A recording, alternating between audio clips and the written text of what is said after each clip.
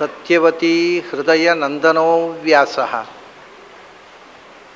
ಯಸ್ಯ ಆಸ್ಯ ಕಮಲಗಲಿತಂ ವಾಂಗ್ಮಯಮೃತಂ ಜಗತ್ ಪಿಬತಿ ಭುಜಗ ಭೋಗಾಭಮುದ್ಯಮ್ಯ ಹೃದಯಂ ನಿಜಭುಜಂ ದಕ್ಷಿಣಂ ಲಕ್ಷಣಾಢ್ಯಂ ಲಲಿತಮುದ್ರಿಕ್ತ ವಿಜ್ಞಾನಮುದ್ರಂ ಭಜ ಭಜ ಅನಂತಮಿತ್ಯಾಲಪಂತಂ ಪ್ರಣತವಾನ್ ಪ್ರಾಣಿನಾಂ ಪ್ರಾಣಭೂತಂ ಪ್ರಣತಿಭಿಃ ಪ್ರೀಣಯೇ ಪೂರ್ಣಬೋಧಂ ಭವದವೋಷ್ಣೇನ ತಾತಪ್ಯಮಾನಾನ್ ಭುವಿ ಪರಂ ನಾಥಂ ಅಪ್ರೇಕ್ಷಮಾಣಾನ್ ಭುವನಮಾನ್ಯೇನ ಚ ಅನ್ಯೇನ ದೋಷ್ಣಾ ಭವತು ಭೀರ್ಮಾ ಇತಿ ನ ಸಾಂತ್ವಯಂತಂ ಪ್ರಣತವಾನ್ ಪ್ರಾಣಿನಾಂ ಪ್ರಾಣಭೂತಂ ಪ್ರಣತಿಭಿಃ ಪ್ರೀಣಯೇ ಪೂರ್ಣಬೋಧಂ ನಾರಾಯಣಂ ಸುರಗುರುಂ ಜಗದೇಕನಾಥಂ ಭಕ್ತಪ್ರಿಯಂ ಸಕಲಲೋಕನಮಸ್ಕೃತಂಚ ತ್ರೈಗುಣ್ಯವರ್ಜಿತಮಜಂ ವಿಭುಮದ್ಯಮೀಶಂ ವಂದೇ ಭವಘ್ನಮರಾಸುರಸಿದ್ಧವಂದ್ಯಂ ನಾರಾಯಣಂ ನಮಸ್ಕೃತ್ಯ ನರಂಚೈವ ನರೋತ್ತಮಂ ದೇವೀಂ ಸರಸ್ವತೀಂ ವ್ಯಾಸಂ ತತೋ ಜಯಮುದೀರಯೇತ್. ನನ್ನ ಅಧ್ಯಾತ್ಮ ಬಂಧುಗಳೇ, ಕೃಷ್ಣನ ವಿಭೂತಿಗಳಲ್ಲಿ ಕ್ಷಾತ್ರದ ವಿಭೂತಿಯನ್ನು ಹೇಳ್ತಾ ಕುದುರೆಗಳಲ್ಲಿ ಉಚ್ಚೈಶ್ರವಸ್ಸು ಭಗವಂತನಿಗೆ ಬಹಳ ಇಷ್ಟವಾದ ಪ್ರಾಣಿ, ಆದ್ದರಿಂದ ಅವನೇ ಸ್ವತಃ ಹಯಗ್ರೀವ ರೂಪ ತಾಳಿದ. ಆಮೇಲೆ ಆನೆ ಐರಾವತಂ ಗಜೇಂದ್ರಾಣಂ, ಅದು ಅವನಿಗೆ ಇಷ್ಟವಾದ ಪ್ರಾಣಿ, ಯಾಕೆಂದರೆ ಸ್ವತಃ ವಿಶ್ವಂಭರ ನಾಮಕನಾದ ಭಗವಂತ, ವಿಷ್ಣು ಸಹಸ್ರನಾಮದ ಮೊದಲ ನಾಮದಿಂದ ಪ್ರತಿಪಾದ್ಯನಾದಂಥ ವಿಶ್ವನಾಮಕ ಭಗವಂತ ಏಕೋನವಿಂಶತಿ ಮುಖ ಸಪ್ತಾಂಗ ಏಕೋನವಿಂಶತಿ ಮುಖ, 19 ಮುಖಗಳು ಆ ರೂಪಕ್ಕೆ. 19 ಮುಖಗಳಲ್ಲಿ ಆ ಕಡೆ 9 ಈ ಕಡೆ 9. ಪುಮಾಕಾರಾಣಿ ಸರ್ವಶಃ ಮಧ್ಯಮಂತು ಗಜಾಕಾರಂ, ಭಗವಂತನ ವಿಶ್ವನಾಮಕ ರೂಪದ ಮಧ್ಯಮದ ಮೋರೆ, ನಡುವಿನ ಮೋರೆ ಆನೆಯ ಮೋರೆ. ಆದ್ದರಿಂದ ಭಗವಂತ ಗಜಾನ ಆಗಿದ್ದಾನೆ, ಭಗವಂತ ಹಯವದನ ಆಗಿದ್ದಾನೆ, ಭಗವಂತ ಗಜವದನ ಆಗಿದ್ದಾನೆ. ಅವನನ್ನು ಉಪಾಸನೆ ಮಾಡಿ ಗಣಪತಿಯು ಗಜವದನ ಆಗಿದ್ದಾನೆ. ಹೀಗೆ ಇವು ಈ 2 ಪ್ರಾಣಿಗಳು ಭಗವಂತನ ಅವತಾರಕ್ಕೆ ಅವಕಾಶ ಮಾಡಿಕೊಟ್ಟಂತಹ ಪ್ರಾಣಿಗಳು ಇವು. ಈಗ ಯುದ್ಧಕ್ಕೆ ಬೇಕಾಗಿರತಕ್ಕಂಥ ಚತುರಂಗ ಸೇನೆ ಅಂತ ಹೇಳುವಾಗ ನಾನು ಹೇಳಿದೆ ಆನೆ, ಕುದುರೆ, ರಥ, ಕಾಲಾಳುಗಳು ಎಲ್ಲ ಆಯಿತು. ಈ ಯುದ್ಧ ಮಾಡಬೇಕಾಗಿದ್ದರೆ ಆಯುಧ ಬೇಕಲ್ಲ, ಬರೇ ಕಾಲಾಳುಗಳು ಏನು ಮಾಡಲಿಕ್ಕೆ ಬರುತ್ತೆ? ರಥಿಕರು ರಥದಲ್ಲಿ ಕೂತಾಗಲಿ, ಕಾಲಾಳುಗಳಾಗಲಿ, ಆನೆಗಳಿಗೆ ಆಯುಧ ಬೇಡ, ಕುದುರೆಗಳಿಗೆ ಆಯುಧ ಬೇಡ, ಆದರೆ ಮನುಷ್ಯರು ಹೋರಾಡಬೇಕಾದ್ರೆ ಆಯುಧ ಬೇಕು. ಅವರು ರಥದಲ್ಲಿ ಕೂತಿರಲಿ, ನಡ್ಕೊಂಡಿರಲಿ, ಕುದುರೆ ಮೇಲೆ ಕೂತಿರಲಿ, ಸಾದಿನಹ ಅಂತ. ಕುದುರೆ ಮೇಲೆ ಕೂತವರಿಗೂ ಆಯುಧ ಬೇಕು, ಆನೆ ಮೇಲೆ ಕೂತವರಿಗೂ ಆಯುಧ ಬೇಕು, ರಥದಲ್ಲಿ ಕೂತವರಿಗೂ ಆಯುಧ ಬೇಕು, ಕಾಲಾಳುಗಳಿಗೂ ಆಯುಧ ಬೇಕು. ಆಯುಧ ಇಲ್ಲದೆ ಮನುಷ್ಯರಿಗೆ ಯುದ್ಧ ಇಲ್ಲ. ಅದರಿಂದ ಆಯುಧಗಳಲ್ಲಿ ವಿಶಿಷ್ಟವಾದಂಥ ಭಗವಂತನ ವಿಶೇಷ ಸನ್ನಿಧಾನ ಪಾತ್ರವಾದ ಆಯುಧ ಯಾವುದು ಅನ್ನೋ ಪ್ರಶ್ನೆ. ಆವಾಗ ಬಹಳ ವಿಚಿತ್ರವಾದ ಒಂದು ಮಾತನ್ನು ಹೇಳ್ತಾನೆ ಕೃಷ್ಣ, ಆಯುಧಾನಾಂ ಅಹಂ ವಜ್ರಂ, ವಜ್ರಾಯುಧ ಆಯುಧಗಳಲ್ಲಿ ನಾನು ಅಂತ. ಅಲ್ಲ, ಕೃಷ್ಣನದ್ದೇ ಸ್ವಂತ ಆಯುಧ ಬಿಟ್ಟು ಅವನು ವಜ್ರಾಯುಧಕ್ಕೆ ಯಾಕೆ ಹೋದ? ಅವನಿಗೆ ಸುದರ್ಶನ ಇದೆ, ಅವನ ಆಯುಧವು ಪಡ್ಪೋಷಿ, ಅದು ಸ್ವಾರಸ್ಯ ಇಲ್ಲ, ಇಂದನ ಆಯುಧ ಒಳ್ಳೆಯದು ಅಂತ ಹೇಳ್ತಾ ಇದ್ದಾನೆ ಕೃಷ್ಣ. ಆಯುಧಗಳಲ್ಲಿ ಸುದರ್ಶನ ಹೇಳಬೇಕಾಗಿಲ್ಲಲ್ಲ, ಇಟ್ ಈಸ್ ಅಂಡರ್ಸ್ಟುಡ್. ಆಯುಧಗಳಲ್ಲಿ ಸುದರ್ಶನ ಅಂತ ಅವನು ಹೇಳಬೇಕು ಯಾಕೆ? ಸುದರ್ಶನ ಶ್ರೇಷ್ಠ ಅನ್ನೋದು ಸಿದ್ಧವಾದ ವಿಷಯ ಅಲ್ವಾ? ಅದರಿಂದಲೇ ಭಗವಂತನ ಆಯುಧ ಅದು. ಈಗ ಹೇಳಬೇಕಾದ್ದೇನು ಅಂದರೆ ಭಗವಂತನ ಕೈಯಲ್ಲಿ ಇಲ್ಲದ ಆಯುಧಗಳಲ್ಲಿ ಯಾವುದು ವಿಶಿಷ್ಟ ಅಂತ. ಅದೇ ಹಾಗೆ ಹೇಳಿದ್ರು ಕೂಡ ಈ ಶಿವನ ತ್ರಿಶೂಲ ಉಂಟು, ಅದು ಬಿಟ್ಟು ಇಂದ್ರನ ವಜ್ರಾಯುಧಕ್ಕೆ ಯಾಕೆ ಬಂದ ಅಂತ. ಮೊದಲು ನಮಗೆ ವಿಭೂತಿಯ ಬಗ್ಗೆ ಕೃಷ್ಣ ಹೇಳತಕ್ಕ ವಿಭೂತಿಯಲ್ಲಿ 4 ಥರದ ವಿಭೂತಿಗಳನ್ನು ಹೇಳ್ತಾನೆ. ಇದು ಯಾವುದಕ್ಕೆ ಸೇರ್ತದೆ ಅಂತ ತಿಳ್ಕೊಳ್ಳದೇ ಇದ್ದರೆ ಇಂಥ ಗೊಂದಲಗಳಾಗ್ತವೆ. ಆ ಕೃಷ್ಣ ವಿಭೂತಿ ಅಂತ ಹೇಳ್ತಾನಲ್ಲ, ಅದು 4 ಬಗೆಯ ವಿಭೂತಿ ಇದೆ. ಒಂದು ಸ್ವರೂಪ ವಿಭೂತಿ, ಅದು ಭಗವಂತನ ಸಾಕ್ಷಾತ್ ಅವತಾರಗಳು. ಅದೇ ವಿಷ್ಣು, ಕೃಷ್ಣ, ವೇದವ್ಯಾಸ, ಪರಶುರಾಮ, ಕಪಿಲ ಈ ರೂಪಗಳನ್ನು ಹೇಳ್ತಾನೆ. ಇದು ಸಾಕ್ಷಾತ್ ವಿಭೂತಿಗಳು, ಭಗವಂತನ ಸ್ವರೂಪ ವಿಭೂತಿಗಳು. ಅದರ ನಂತರ ಕೆಲವು ಆವೇಶ ವಿಭೂತಿಗಳನ್ನು ಹೇಳ್ತಾನೆ. ಆವೇಶ ವಿಭೂತಿಗಳು ಅದರಲ್ಲಿ ಬೇಕೆಂದರೆ 2 ಥರ ಹೇಳ್ಬೋದು. ಆವೇಶ ವಿಭೂತಿ ಮತ್ತು ಸನ್ನಿಧಾನ ವಿಭೂತಿ ಅಂತ. ಆವೇಶಕ್ಕೂ ಸನ್ನಿಧಾನಕ್ಕೂ ವ್ಯತ್ಯಾಸ ಇದೆ. ಸನ್ನಿಧಾನ ಅಂದರೆ ಆ ಭಗವತ್ ಶಕ್ತಿಯಲ್ಲಿ ಯಾವಾಗಲೂ ಇದೆ, ಅದು ವಿಶೇಷವಾದ ಏನನ್ನೋ ಮಾಡುವುದಿಲ್ಲ. ಅವನ ಮಾಮೂಲಿ ಭಗವಂತ ಅವನಿಂದ ನಡೆಯತಕ್ಕಂಥ ಕೆಲಸಗಳನ್ನು ಮಾಡಿಸಿಕೊಂಡು ಭಗವಂತ ಒಳಗಿರ್ತಾನೆ, ಅದು ಸನ್ನಿಧಾನ. ಅವನಿಗೆ ಆವೇಶ ಬಂತು ಅಂತಂದರೆ ಎಕ್ಸ್ಟ್ರಾರ್ಡನರಿ. ಅಂದರೆ ಆವೇಶ ಯಾರ್ದು ಅಂದರೆ ದೇವರು ಆವಿಷ್ಟ ಆದ ಅಂದರೆ ವಿಶೇಷ ಶಕ್ತಿಯನ್ನು ಕೊಡುವುದಕ್ಕೋಸ್ಕರ ಆವಿಷ್ಟನಾಗ್ತಾನೆ. ಆದ್ದರಿಂದ ಭಗವಂತನ ಸ್ವರೂಪ ವಿಭೂತಿ ಬಿಟ್ಟರೆ ಆಮೇಲೆ ಸನ್ನಿಧಾನ ವಿಭೂತಿ, ಆವೇಶ ವಿಭೂತಿ ಅಂತ. ಆ ಆವೇಶ ವಿಭೂತಿಯಲ್ಲಿ ಮತ್ತು 2-3 ಥರ ಇದೆ. ಆವೇಶ ವಿಭೂತಿ, ಸನ್ನಿಧಾನ ವಿಭೂತಿ. ಈಗ ಉದಾಹರಣೆ ಹೇಳ್ತೇನೆ. ಪಾಂಡವರಲ್ಲಿ ಸನ್ನಿಧಾನ ವಿಭೂತಿ, ಧರ್ಮರಾಜನಲ್ಲಿ, ಭೀಮಸೇನಲ್ಲಿ, ಅರ್ಜುನನಲ್ಲಿ, ನಕುಲ ಸಹದೇವರಲ್ಲಿ ಭಗವಂತನ ಸನ್ನಿಧಾನ ಇದೆ. ಅದರ ಜೊತೆಗೆ ಅರ್ಜುನನಲ್ಲಿ ವಿಶೇಷ ಆವೇಶ ಇದೆ. ಆದ್ದರಿಂದ ಪಾಂಡವನಾಂ ಧನಂಜಯ. ವಿಶೇಷವಾದ ಆವೇಶವನ್ನು ಪರಿಗಣಿಸಿಕೊಂಡು ಸಾಮಾನ್ಯ ಸನ್ನಿಧಾನಕ್ಕಿಂತ ಹೆಚ್ಚು ಚಟುವಟಿಕೆಗಳನ್ನು ಅಲ್ಲಿ ಆವೇಶನಾಗಿ ಭಗವಂತ ಮಾಡಿಸ್ತಾನೆ. ಇದು ಆವೇಶ ವಿಭೂತಿ. ಹೋಗ್ಕೊಳ್ಳಿ, ಅದನ್ನು ಭಗವಂತನ ನಾವು 2 ಇಟ್ಕೊಳ್ಳೋಣ. ಈ ಸನ್ನಿಧಾನ ವಿಭೂತಿ, ಆವೇಶ ವಿಭೂತಿ ಅಂತ ಇಟ್ಟುಕೊಳ್ಳೋದ ಬದಲು ಒಂದು ಸ್ವರೂಪ ವಿಭೂತಿ, ಒಂದು ಆವೇಶ ವಿಭೂತಿ ಅಂತ 2 ಇಟ್ಕೊಂಡವ. ಭಗವಂತನ ಆವೇಶದಿಂದ ಆಗತಕ್ಕಂಥ ವೈಶಿಷ್ಟ್ಯದಲ್ಲಿ 3 ಥರದ ಆವೇಶ ವಿಭೂತಿಗಳಿವೆ. ಒಂದು ಏನು ಅಂದರೆ ಆ ಗುಂಪಿನಲ್ಲಿ, ಆ ಜಾತಿಯಲ್ಲಿ ಸರ್ವಶ್ರೇಷ್ಠ ಆಗೋದು. ಈ ಉದಾಹರಣೆಗೆ ಜೀವರಲ್ಲಿ ಚತುರ್ಮುಖ ಬ್ರಹ್ಮ ಇದು ಸರ್ವಶ್ರೇಷ್ಠ. ಜೀವರಲ್ಲಿ ಮತ್ತೆ ಇನ್ನೊಬ್ಬ ಅದಕ್ಕಿಂತ ಅಧಿಕನವನಿಲ್ಲ. ಜೀವ ಜಾತದಲ್ಲಿ ಸರ್ವಶ್ರೇಷ್ಠ ವಿಭೂತಿ ಚತುರ್ಮುಖ, ಅದು ಭಗವಂತನ ವಿಭೂತಿ. ಇದು ಆ ಜಾತಿಯಲ್ಲೇ ಇಡೀ ಸಮುದಾಯದಲ್ಲಿ ಶ್ರೇಷ್ಠ. ಇನ್ನು ಕೆಲವು ಆ ಗುಂಪಿನಲ್ಲಿ ಆ ಜಾತಿಯಲ್ಲಿ, ಆ ವರ್ಗದಲ್ಲಿ ಒಂದು ಗುಂಪಿಗೆ ಶ್ರೇಷ್ಠ ಅಂಥದ್ದು ವಿಭೂತಿ ಇದೆ. ಒಂದು ಸರ್ವಶ್ರೇಷ್ಠ, ಒಂದು ವರ್ಗಕ್ಕೆ ಮಾತ್ರ. ಈಗ ಉದಾಹರಣೆಗೆ ಹಿಂದೆ ಹೇಳಿದರು ಏನು ಅಂತ, ದೇವಾನಾಂ ಅಸ್ಮಿವಾ ಸವಃ, ದೇವತೆಗಳಲ್ಲಿ ನಾನು ಇಂದ್ರ. ದೇವತೆಗಳಲ್ಲಿ ಇಂದ್ರನಿಗಿಂತ ಮೇಲೆ ಅವರು ಗರುಡಶೇಷ ರುದ್ರರಿದ್ದಾರೆ, ಬ್ರಹ್ಮವಾಯುಗಳಿದ್ದಾರೆ. ದೇವತೆಗಳಲ್ಲಿ ಇಂದ್ರ ಅಂತಂದರೆ ಅದು ದೇವತೆಗಳ ಗುಂಪಿನಲ್ಲಿ ಒಂದು ವಿಶಿಷ್ಟವಾದಂಥ ಆಸ್ಪೆಕ್ಟನ್ನು ಇಟ್ಟುಕೊಂಡು ಹೇಳೋದು. ಏನು ವಿಶಿಷ್ಟವಾದ ಆಸ್ಪೆಕ್ಟು ಅಂತಂದರೆ ತತ್ವಾಭಿಮಾನಿ ದೇವತೆಗಳು, ಇಂದ್ರಿಯಾಭಿಮಾನಿ ದೇವತೆಗಳು, ಅದರಲ್ಲೂ ಬಾಹ್ಯೇಂದ್ರಿಯಾಭಿಮಾನಿ ದೇವತೆಗಳು ಅಂದರೆ ದೇವತೆಗಳಲ್ಲಿ ಒಳಗಿನ ದೇವತೆಗಳು, ಹೊರಗಿನ ದೇವತೆಗಳು ಅಂತಿದ್ದಾವೆ. ಈಗ ನಮ್ಮ ಕಣ್ಣು, ಕಿವಿ, ಮೂಗು, ಬಾಯಿ, ನಾಲಿಗೆ, ಕೈ, ಕಾಲು ಇವೆಲ್ಲ ಹೊರಗಿನ ಇಂದ್ರಿಯಗಳಿವೆ ಅಲ್ಲ. 5 ಕರ್ಮೇಂದ್ರಿಯ, 5 ಜ್ಞಾನೇಂದ್ರಿಯಗಳು. ಈ ಎಲ್ಲ ಇಂದ್ರಿಯಗಳಲ್ಲಿ ಇರತಕ್ಕಂಥ ದೇವತೆಗಳಲ್ಲಿ ಶ್ರೇಷ್ಠನಾದವ ಇಂದ್ರ.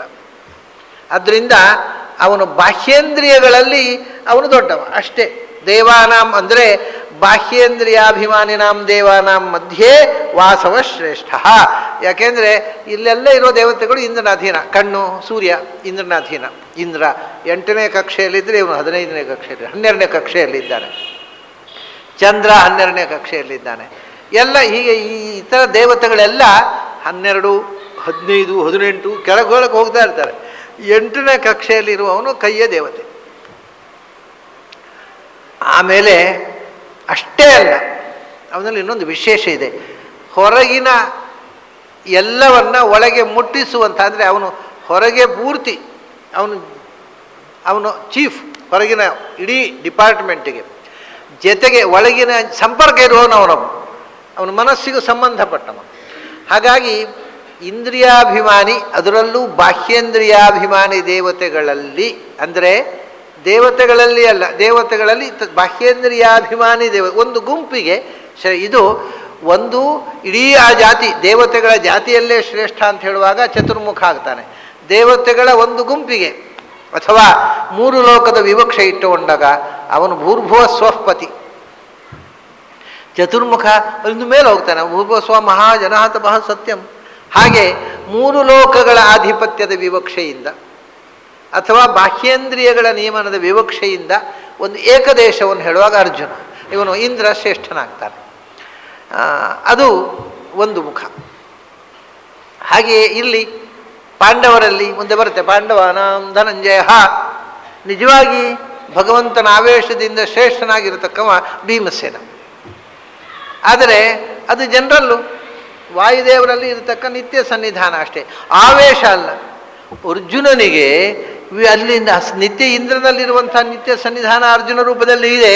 ಅದಲ್ಲದೆ ನರನಾಮಕವಾದ ಭಗವಂತನ ವಿಶೇಷ ರೂಪದ ಆವೇಶ. ಹಾಗಾಗಿ ಅವನಲ್ಲಿ ಒಂದು ಎಕ್ಸ್ಕ್ಲೂಸಿವ್ ಕ್ವಾಲಿಟಿ ಬಂತು. ಭಗವಂತನ ಎರಡೆರಡು ಶಕ್ತಿಯಾಧಾನಗಳು, ಒಂದೇ ಅಲ್ಲ ಎರಡು ಶಕ್ತಿಯಾಧಾನ. ಆ ವೈಶಿಷ್ಟ್ಯವನ್ನು ಹೇಳೋದಕ್ಕೋಸ್ಕರ ಪಾಂಡವರಲ್ಲಿ ಧನಂಜಯ. ಹೀಗೆ ಒಂದು ಗುಂಪು ಏಕದೇಶ ಶ್ರೇಷ್ಠ್ಯ, ಇಡೀ ಸಮುದಾಯ ಶ್ರೇಷ್ಠ್ಯ, ಸಮುದಾಯದ ಏಕದೇಶ ಶ್ರೇಷ್ಠ್ಯ, ಮತ್ತು ಇನ್ನೊಂದು ಮೂರನೇ ಥರದ್ದಿದೆ. ಆ ಗುಂಪಿಗೆ ಸೇರಿದವನೇ ಅಲ್ಲ, ಮತ್ತು ಆ ಗುಂಪಿಗೆ ನಿಯಾಮಕ ಅಷ್ಟೇ. ಈಗ ಉದಾಹರಣೆಗೆ ನಕ್ಷತ್ರ ನಾಮಹಂ ಶಶಿ, ನಕ್ಷತ್ರಗಳಿಗೆ ಚಂದ್ರ, ಚಂದ್ರ ನಕ್ಷತ್ರವೇ ಅಲ್ಲ, ಚಂದ್ರ ನಕ್ಷತ್ರ ಅಲ್ಲ, ಆದರೆ ನಕ್ಷತ್ರಗಳ ಗಂಡ. ನಕ್ಷತ್ರಾಭಿಮಾನಿ ದೇವತೆಗಳಿದ್ದಾರಲ್ಲ ಅವರಿಗೆ ಗಂಡ ಅಥವಾ ನಕ್ಷತ್ರಗಳ ರಾಜ.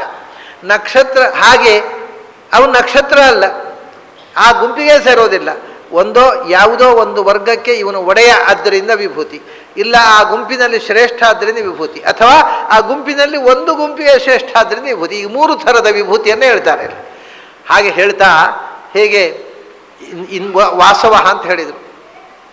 ವೇದಗಳಲ್ಲಿ ಸಾಮವೇದ ಅಂತ ಬಂತು, ವೇದಾನಾಂ ಸಾಮವೇದೋಸ್ಮಿ ಅಂತ.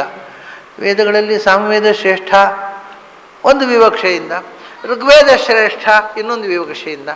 ಯಾಕೆಂದರೆ ಹೀಗಿದೆ ವಿಷಯ. ಕೆಲವೊಮ್ಮೆ ಅಭಿಮಾನಿ ವಿವಕ್ಷೆಯಿಂದ. ಋಗ್ವೇದಕ್ಕೆ ಅಭಿಮಾನಿ ಯಾರು ಅಂದರೆ, ಋಗ್ವೇದಕ್ಕೆ ಲಕ್ಷ್ಮಿ ಅಭಿಮಾನಿನಿ. ಋಗ್ವೇದ ಮಾನಿನಿ ಶ್ರುತಿ ಗೀತಾ ಅಂತ ಭಾಗವತದಲ್ಲಿ ಬರುತ್ತಲ್ಲ, ಆ ಶ್ರುತಿ ಮಾನಿನಿ ಲಕ್ಷ್ಮಿ. ಲಕ್ಷ್ಮೀ ಋಗ್ವೇದ ಮಾನಿನಿ, ಸಾಮವೇದಕ್ಕೆ ಪ್ರಾಣದೇವರು. ಹಾಗಾದರೆ ಯಾವುದು ಶ್ರೇಷ್ಠ ಆಯಿತು? ಲಕ್ಷ್ಮೀ ಅಭಿಮನ್ಯಮಾನವಾದ್ದೇ ಶ್ರೇಷ್ಠ ಆಗಬೇಕಲ್ಲ. ನೀವು ಈ ವಿವಕ್ಷ ತಗೊಂಡ್ರೆ ಸಾಮವೇದಕ್ಕೆ ಪ್ರಾಣದೇವರು, ಋಗ್ವೇದಕ್ಕೆ ಲಕ್ಷ್ಮಿ, ಅಂದರೆ ಋಗ್ವೇದ ಶ್ರೇಷ್ಠ. ಹೇಗೂ ಹೇಳಬಹುದು, ವಿಷಯ ಗೊತ್ತಿರಬೇಕಷ್ಟೇ. ಗೊತ್ತಿದ್ದು ಹೇಳಿದರೆ ಎಲ್ಲವೂ ಕರೆಕ್ಟು, ಗೊತ್ತಿಲ್ಲದೆ ಹೇಳಿದರೆ ಏನು ಹೇಳಿದ್ರು ತಪ್ಪು. ಇಷ್ಟೇ ವಿಷಯ. ಅದು ಸಾಮವೇದ ಶ್ರೇಷ್ಠ ಅನ್ನುವಂಥ ಹೇಗೆ? ಸಾಮವೇದದ ಪ್ರಾಣದೇವರು, ಋಗ್ವೇದ ಅಭಿಮಾನ ದೇವತೆ ಯಾರು ಗೊತ್ತುಂಟ? ಭಾರತಿ. ಹಾಗಾದರೆ ಸಾಮವೇದ ಶ್ರೇಷ್ಠ ಆಗಲಿಲ್ಲ. ಈಗ ಋಗ್ವೇದದ ಅಭಿಮಾನಿ ದೇವತೆ ಸರಸ್ವತಿ ಭಾರತೀಯರು, ಸಾಮವೇದಕ್ಕೆ ಬ್ರಹ್ಮವಾಯುಗಳು, ಆವಾಗ ಸಾಮವೇದ ಶ್ರೇಷ್ಠ ಆಯಿತು. ಆದರೆ ಋಗ್ವೇದಕ್ಕೆ ಲಕ್ಷ್ಮಿ ಅಂತ ಇಟ್ಟುಕೊಂಡ್ರೆ ಸಾಮವೇದ ಏನು ಫೀರ್ ಆಯಿತು. ಸೊ ನಾವು ಯಾವ ವಿವಕ್ಷೆಯನ್ನು ಇಟ್ಟುಕೊಂಡು ಮಾತಾಡ್ತೇವೆ, ಗೊತ್ತಿದ್ದರೆ ಎಲ್ಲ ಮಾತು ಚಂದ, ಗೊತ್ತಿಲ್ಲದೆ ಇದ್ದವರು ಏನು ಮಾತಾಡಿದ್ರು ಹೊಲಸು. ಅಷ್ಟೇ ವಿಷಯ.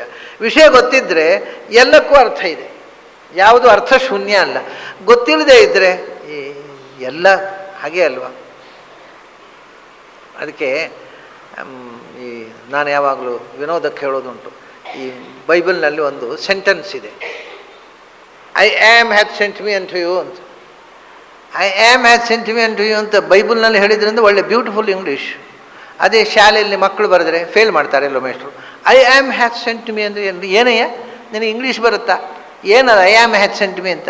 ಏನು ಯಾವ ಇಂಗ್ಲೀಷ್ ಅದು? ಬಂದು ಫೇಲ್ ಮಾಡ್ತಾರೆ ಎಲ್ಲೋ ಅವನನ್ನು. ಒಬ್ಬ ವಿದ್ಯಾರ್ಥಿ ಬರೆದ್ರೆ ಅದು ಫೇಲ್ ಮಾಡ್ತಾರೆ, ಅದು ತಪ್ಪು ಇಂಗ್ಲೀಷು. ಬೈಬಲ್ನಲ್ಲಿ ಬಂದರೆ ಇಟ್ಸ್ ಎ ಗ್ರೇಟೆಸ್ಟ್ ಇಂಗ್ಲೀಷ್. ಯಾಕೆಂದರೆ ಅದಕ್ಕೆ ಅರ್ಥ ಇದೆ. ವಿದ್ಯಾರ್ಥಿ ಯಾಕೆ ಅವರಿಗೆ ಅರ್ಥ ಗೊತ್ತಿಲ್ಲದೆ ತಪ್ಪು ಬರ್ತದವ. I am have sent me unto you ಅಂತ ಹೇಳಿದಾಗ I am is the secret name of God ಅಂತ ಗೊತ್ತಿದ್ರೆ ಇಟ್ ಕರೆಕ್ಟ್ ಇಂಗ್ಲೀಷ್. ಇಲ್ಲದಿದ್ರೆ ಐ ಆಮ್ ಹ್ಯಾವ್ ಸೆಂಟ್ ಅಂದರೆ ಏನು ಇಂಗ್ಲೀಷ್ ಅದು? ಆ್ಯಮ್ ಹ್ಯಾಸು ಎಲ್ಲ ಒಟ್ಟಿಗೆ ಏನು ಕ್ರಿಯಾಪದ ಅದು? ಅಷ್ಟೇ. ವಿಷಯ ಗೊತ್ತಿದ್ದರೆ ಏನು ಹೇಳಿದರೂ ಕರೆಕ್ಟ್. ವಿಷಯ ಗೊತ್ತಿಲ್ಲದೆ ಇದ್ದವರು ಏನು ಹೇಳಿದರೂ ಹೊಲಸೆ ಅದು. ಅದೇ ರೀತಿ ಏಕದೇಶ ಶ್ರೇಷ್ಠದಿಂದ ಇಲ್ಲಿ ಬಂತು ನೋಡಿ. ಇಂದ್ರಿಯ ಆಮೇಲೆ ಆಯುಧಾನಾಂ ಅಹಂ ವಜ್ರಂ. ಆಯುಧಗಳಲ್ಲಿ ಸರ್ವಶ್ರೇಷ್ಠವಾದ ಆಯುಧ ಸುದರ್ಶನ, ಅದು ನಿರ್ವಿವಾದ. ಆದರೆ ಅದನ್ನು ಹೇಳುವುದಲ್ಲ ನಾವು. ಭಗವಂತ ನನ್ನ ಆಯುಧ ಶ್ರೇಷ್ಠ, ನನ್ನ ಗದೆ ಶ್ರೇಷ್ಠ, ನನ್ನ ಚಕ್ರ ಶ್ರೇಷ್ಠ, ನನ್ನ ಶಂಖ ಶ್ರೇಷ್ಠ ಅಂತ ಹೇಳ್ತಾ ಕೂತ್ಕೊಳ್ಳೋದಲ್ಲ. ಪ್ರಪಂಚದಲ್ಲಿ ಇರುವ ವಸ್ತುಗಳಲ್ಲಿ ಒಂದು ಸ್ಥಾನಮಾನ ಕಲ್ಪನೆ ಮಾಡಿಕೊಳ್ಳೋದು. ನನ್ನ ವಿಭೂತಿ ಎಲ್ಲಿದೆ? ಸುದರ್ಶನದಲ್ಲಿ ಇದೆ, ನಿರ್ವಿವಾದ, ಅದನ್ನು ಹೇಳಬೇಕಾಗಿಲ್ಲ. ಆಯುಧಾನಾಮಹಂ ವಜ್ರಂ, ಈ ವಿಶಿಷ್ಟವಾಗಿರತಕ್ಕಂಥ ಶಕ್ತಿ ಆಯುಧಗಳಲ್ಲಿ ವಜ್ರಾಯುಧಕ್ಕೆ. ಯಾಕೆಂದರೆ ಅದಕ್ಕೆ ಅನೇಕ ಕಾರಣಗಳಿವೆ, ಶಾಸ್ತ್ರೀಯವಾದ ಕಾರಣಗಳು. ಒಂದು, ಇಡೀ 3 ಲೋಕಗಳನ್ನು ನಿಯಂತ್ರಿಸುವ ಶಕ್ತಿ ವಜ್ರಾಯುಧಕ್ಕಿದೆ. ಆಮೇಲೆ ಆ ವಜ್ರಾಯುಧ ಅನ್ನೋದು ದಧೀಚಿ ಋಷಿಯ ತಪಸ್ಸಿನ ಫಲವಾಗಿ ರೂಪುಗೊಂಡಂಥ, ಅದು ತಪಸ್ಸಿನ ಪೂರ್ಣ ಶಕ್ತಿ ತುಂಬಿಕೊಂಡಿರತಕ್ಕಂಥ, ವೃತ್ರನನ್ನು ಸಂಹಾರ ಮಾಡುವುದಕ್ಕೋಸ್ಕರ ಭಗವಂತನ ಆದೇಶದಂತೆ ಋಷಿಯ ಪೂರ್ಣ ತಪಸ್ಸಿನ ಫಲವನ್ನು ಆವಾಹನೆ ಮಾಡಿ ನಿರ್ಮಾಣಗೊಂಡ ಆಯುಧ. ಆಮೇಲೆ ವಜ್ರ ಅಂದರೆ ಏನು ಗೊತ್ತಾ? ಲೋಕದಲ್ಲಿ ಕೂಡ ಎಲ್ಲರಿಗೂ ಪರಿಚಯ ಇರುವ ಆಯುಧ ಅದು. ದೇವತೆಗಳ ಆಯುಧದಲ್ಲಿ ಎಲ್ಲರಿಗೂ ಗೊತ್ತಿರುವ ಆಯುಧ. ಬೇರೆ ದೇವತೆಗಳ ಆಯುಧ ಎಲ್ಲ ನಮಗೆ ಗೊತ್ತಿರೋದಿಲ್ಲ. ವಜ್ರಾಯುಧ ಅಂದರೆ ಮಳೆಗಾಲದಲ್ಲಿ ಸಿಡಿಲು ಅಂತೇವಲ್ಲ, ಅದಕ್ಕೆ ವಜ್ರಾಯುಧ. ಇಂದ್ರನ ವಜ್ರಾಯುಧ ಅಂದರೆ ಸಿಡಿಲು. ಸೊ ಸಿಡಿಲಿನ ರೂಪದಲ್ಲಿ ಇಂದ್ರನ ವಜ್ರಾಯುಧ ಪ್ರಯೋಗ ಆಯಿತು ಅಂತಂದರೆ ಯಾರೂ ಲೆಕ್ಕ ಇಲ್ಲ ಅದಕ್ಕೆ. ಅದು ಕರೆಂಟೇ, ಅದನ್ನು ತಾಗಿತು ಅಂದರೆ ಅವನು ಮತ್ತೆ ಬದುಕು ಹಂಗಿಲ್ಲ, ಅವನು ಸುಟ್ಟು ಭಸ್ಮ ಮಾಡಿಬಿಡತ್ತೆ. ಅದರಿಂದ ವಜ್ರಾಯುಧ ಅನ್ನೋದು ಪ್ರಾಕೃತಿಕವಾಗಿ ಮನುಷ್ಯನಿಗೆ ಪರಿಚಿತ. ಅದನ್ನ ಅವನು ವಜ್ರ ಅಂತ ಹೇಳುವಾಗ, ಮಳೆ ಯೋಚನೆ ಮಾಡಪ್ಪ, ಮಳೆ ಬರುತ್ತೆ. ಮಳೆ ಬಂದಾಗ ಇದ್ದಕ್ಕಿದ್ದ ಹಾಗೆ ಮಿಂಚುತ್ತೆ, ಬೆಳಕು ಹೊರೆಯಿತು, ಬೆಳಕಿನ ಬೆನ್ನ ಹಿಂದೆ ಸಿಡಿಯಿತು, ಸಿಡಿದು ಅದರಲ್ಲಿ ಕರೆಂಟ್ ಉತ್ಪತ್ತಿಯಾಗಿ ಯಾರ್ಯಾರ ಮೇಲೋ ಪಾಸ್ ಆಯಿತೋ ಅವರು ಅಷ್ಟು ಜನರು ಸತ್ತರು. ಏನು ವಿಚಿತ್ರ! ಸೃಷ್ಟಿಯಲ್ಲಿ ಮಾರಕ ಶಕ್ತಿಯಾಗಿ ನಾನು ಹೇಗೆ ತುಂಬಿದ್ದೇನೆ ನೋಡು ಅಂತಾನೆ. ಆಯುಧಾನಾಂ ಅಹಂ ವಜ್ರಂ. ವಜ್ರ ಅಂದರೆ ವರ್ಜನಾತ್ ವಜ್ರ ಮುಚ್ಯತೆ ಅಂತ. ತಮಾಷೆ ಏನು ಅಂದರೆ, ವ್ಯಾಕರಣದವರು ವಜ್ರ ಶಬ್ದಕ್ಕೆ ನಿಷ್ಪತ್ತಿ ಬರೀತಾರೆ, ವೇದಾಂತಿಗಳು ವಜ್ರ ಶಬ್ದಕ್ಕೆ ನಿಷ್ಪತ್ತಿ ಬರೀತಾರೆ. ವ್ಯಾಕರಣದವರು ವಜ್ರ ಅನ್ನೋದಕ್ಕೆ ಏನು ಗೊತ್ತುಂಟ ಅವರು ಬರೆಯೋದು? ವ್ರಜತಿ ಇತಿ ವಜ್ರಂ. ವ್ರಜಂ ತಾಗಬೇಕಲ್ವ, ಅದು ಆಚೆ ಈಚೆ ಆಯಿತು ಅಂತಾರೆ. ಅವರು ಆಚೆ ಈಚೆ ಆಗೋದು ಅವರಿಗೂ ಆಗತ್ತೆ, ಬರೀ ವೇದಾಂತದವರಿಗೆ ಮಾತ್ರ ಅಲ್ಲ. ವ್ರಜತಿ ಇತಿ ವಜ್ರಂ, ಇದು ವ್ಯಾಕರಣದವರು, ಉಣಾದಿ ಸೂತ್ರಕಾರ ಹೇಳ್ತಕ್ಕಂಥದ್ದು ವ್ರಜ ಧಾತುವಿನಿಂದ. ಇನ್ನು ಕೆಲವರು ವ್ರಜತಿ ಅಂದರೆ ಏನು? ಹೋಗುತ್ತೆ ಅಂತ. ಎಲ್ಲಿ ಹೋಗುತ್ತೆ? ಇಂದ್ರ ಯಾರ ಕಡೆಗೆ ಹೋಗು ಅಂತ ಹೇಳಿದ್ರೆ ಅಲ್ಲಿ ಹೋಗುತ್ತೆ ಅಷ್ಟೇ. ಇಂದ್ರ ಎಲ್ಲಿ ಕಳಿಸಿದರೆ ಅಲ್ಲಿಗೆ ಹೋಗುತ್ತೆ. ಆದ್ದರಿಂದ ವ್ರಜತಿ ಇತಿ ವಜ್ರಂ, ವ್ರಜತಿ ಇತಿ ವಜ್ರಂ, ಆಚೆ ಈಚೆ ಆಯಿತು. ಇನ್ನು ಕೆಲವರು ವ್ಯಾಕರಣದವರ ಪ್ರಕಾರ ವಜತಿ ಇತಿ ವಜ್ರಂ. ವ್ರಜತಿ ಅಂದರು ವಜತಿ ಅಂದರು ಒಂದೇ ಅರ್ಥ, ಟು ಗೋ. ಸೇರಿತು, ಇವ್ರದ್ದು ಈಚೆದದ್ದು ಆಚೆ ಹೋಯಿತು. ಅದಕ್ಕೆ ಇವರೇನು ಹೇಳಿದರು? ನಿಮ್ಮದು ಆಚೆ ಈಚೆ, ನಮ್ದು ಬೇರೆ ಥರ, ನಮ್ಮದು ಆಚೆ ಈಚೆ. ಏನು? ವರ್ಜನಾತ್ ವಜ್ರ ಮುಚ್ಯತೆ ಅಂತ. ಏನನ್ನ? ವರ್ಜಯತಿ ಇತಿ ವಜ್ರಂ, ವರ್ಜಂ ತಾಗಬೇಕಲ್ವ, ಆಚೆ ಈಚೆ ಆಯಿತು, ನಿಮಗಾಗೋದಿಲ್ವ ವ್ರಜ ಇದ್ದಲ್ಲಿ. ಹಾಗೆ ಏನನ್ನ? ಸಮಸ್ತ ದೋಷಗಳನ್ನು ಪರಿಹಾರ ಮಾಡುವಂಥದ್ದು, ಶತ್ರುಗಳನ್ನು ವರ್ಜನೆ ಮಾಡುವಂಥದ್ದು, ದೋಷಗಳನ್ನು ವರ್ಜನೆ ಮಾಡುವಂಥದ್ದು ಭಗವಂತನ ಕ್ವಾಲಿಟಿ ಇದೆಲ್ಲ. ಅದರಿಂದ ಭಗವಂತ ವರ್ಜನಾತ್ ವಜ್ರಂ ಕಂಪನಾತ್. ಇದು ಉಪನಿಷತ್ತಿನಲ್ಲಿ ಭಗವಂತನನ್ನು ಈ ಶಬ್ದ ಮಹದ್ಭಯಂ ವಜ್ರ ಮುದ್ಯತಂ ಏತದ್ವಿದುರ ಅಮೃತಾಸ್ತೆ ಭವಂತಿ ಅಂತಾರೆ. ಮಹದ್ಭಯಂ ವಜ್ರ ಮುದ್ಯತಂ. ಭಗವಂತ ಅಂತಂದರೆ ಅದು ಎತ್ತಿ ನಮ್ಮ ಮೇಲೆ ಪ್ರಯೋಗ ಆಗಲಿಕ್ಕೆ ಸಿದ್ಧವಾಗಿ ಎತ್ತಿ ಹಿಡಿದಿರತಕ್ಕಂಥ ವಜ್ರಾಯುಧಪ್ಪ. ಅದು ಭಯಾನಕ. ಅದು ಸಿಡಿಲು ಬಡಿಯಿತು ಅಂದರೆ ಮುಗಿಯಿತು, ಮತ್ತೆ ಮಾತೇ ಇಲ್ಲ, ಯಾವ ಟ್ರೀಟ್ಮೆಂಟೂ ಇಲ್ಲ. ಯಾರು ದಾರಿ ತಪ್ಪುತ್ತಾರೆ, ಯಾರು ಅಪರಾಧಿಗಳು, ಯಾರು ಪಾಪಿಗಳೋ ಅವರಿಗೆ ಸಿಡಿಲಾಗಿ ಭಯಾನಕವಾದ ವಸ್ತು ಭಗವಂತ ಅಂದರೆ ಸಿಡಿಲಿರಂತೆ ಅಂತ ಉಪನಿಷತ್ಕಾರರು ವರ್ಣನೆ ಮಾಡಿರತಕ್ಕಂಥ ಭಗವಂತನ ರೂಪ ಅದು. ಆದ್ದರಿಂದ ನಾನು ವಜ್ರನಾಮಕನಾಗಿ ವಜ್ರದಲ್ಲಿ ಇದ್ದೇನೆ, ನಾನೇ ಭಯಾನಕವಾದ ಸಂಹಾರ ಶಕ್ತಿ. ಆ ಶಕ್ತಿಯ ಒಂದು ತುಣುಕು ವಜ್ರಾಯುಧದಲ್ಲಿ ಇದೆ. ಆದ್ದರಿಂದ ವಜ್ರಾಯುಧ ನಾಶ ಮಾಡ್ತದೆ. ಆಯುಧಾನಾಂ ಅಹಂ ವಜ್ರಂ. ಇಷ್ಟೆಲ್ಲ ಆದಾಗ ಎಲ್ಲ ಆಯುಧಗಳು ಒಂದು ಕಡೆ ನಿಷ್ಫಲ ಆಗಿತ್ತು. ಕೃಷ್ಣ ಅದನ್ನು ನೆನಪಿಸಿಕೊಳ್ತಾನೆ. ಪರಶುರಾಮನಿಗೂ ವಸಿಷ್ಠರಿಗೂ ಯುದ್ಧ ಆಯಿತು. ಯಾಕೆಂದರೆ ಒಂದು ದನ, ಆ ದನ ಹಿಡ್ಕೊಂಡು ಹೋಗ್ಬೇಕು ಅಂತ. ಕಾಮಧೇನು ವಸಿಷ್ಠರು ಕೊಡಲಿಲ್ಲ. ಪರಶುರಾಮನಿಗೆ ಏನು ಅಂದರೆ ಇವ್ರ ಹತ್ರ ವಿಶ್ವಾಮಿತ್ರ, ಪರಶುರಾಮ ಅಲ್ಲ ವಿಶ್ವಾಮಿತ್ರ, ದನ ಹಿಡ್ಕೊಂಡು ಹೋಗ್ಬೇಕು. ಏನು ನಾನು ರಾಜಾಧಿರಾಜ, ಅವ್ರು ಕೊಡೋಲ್ಲ ಅಂದೆ ನನಗೆ, ಎಳ್ಕೊಂಡು ತನ್ನಿ ಅಂತ ಸೈನಿಕರಿಗೆ ಹೇಳಿದ ವಿಶ್ವಾಮಿತ್ರ.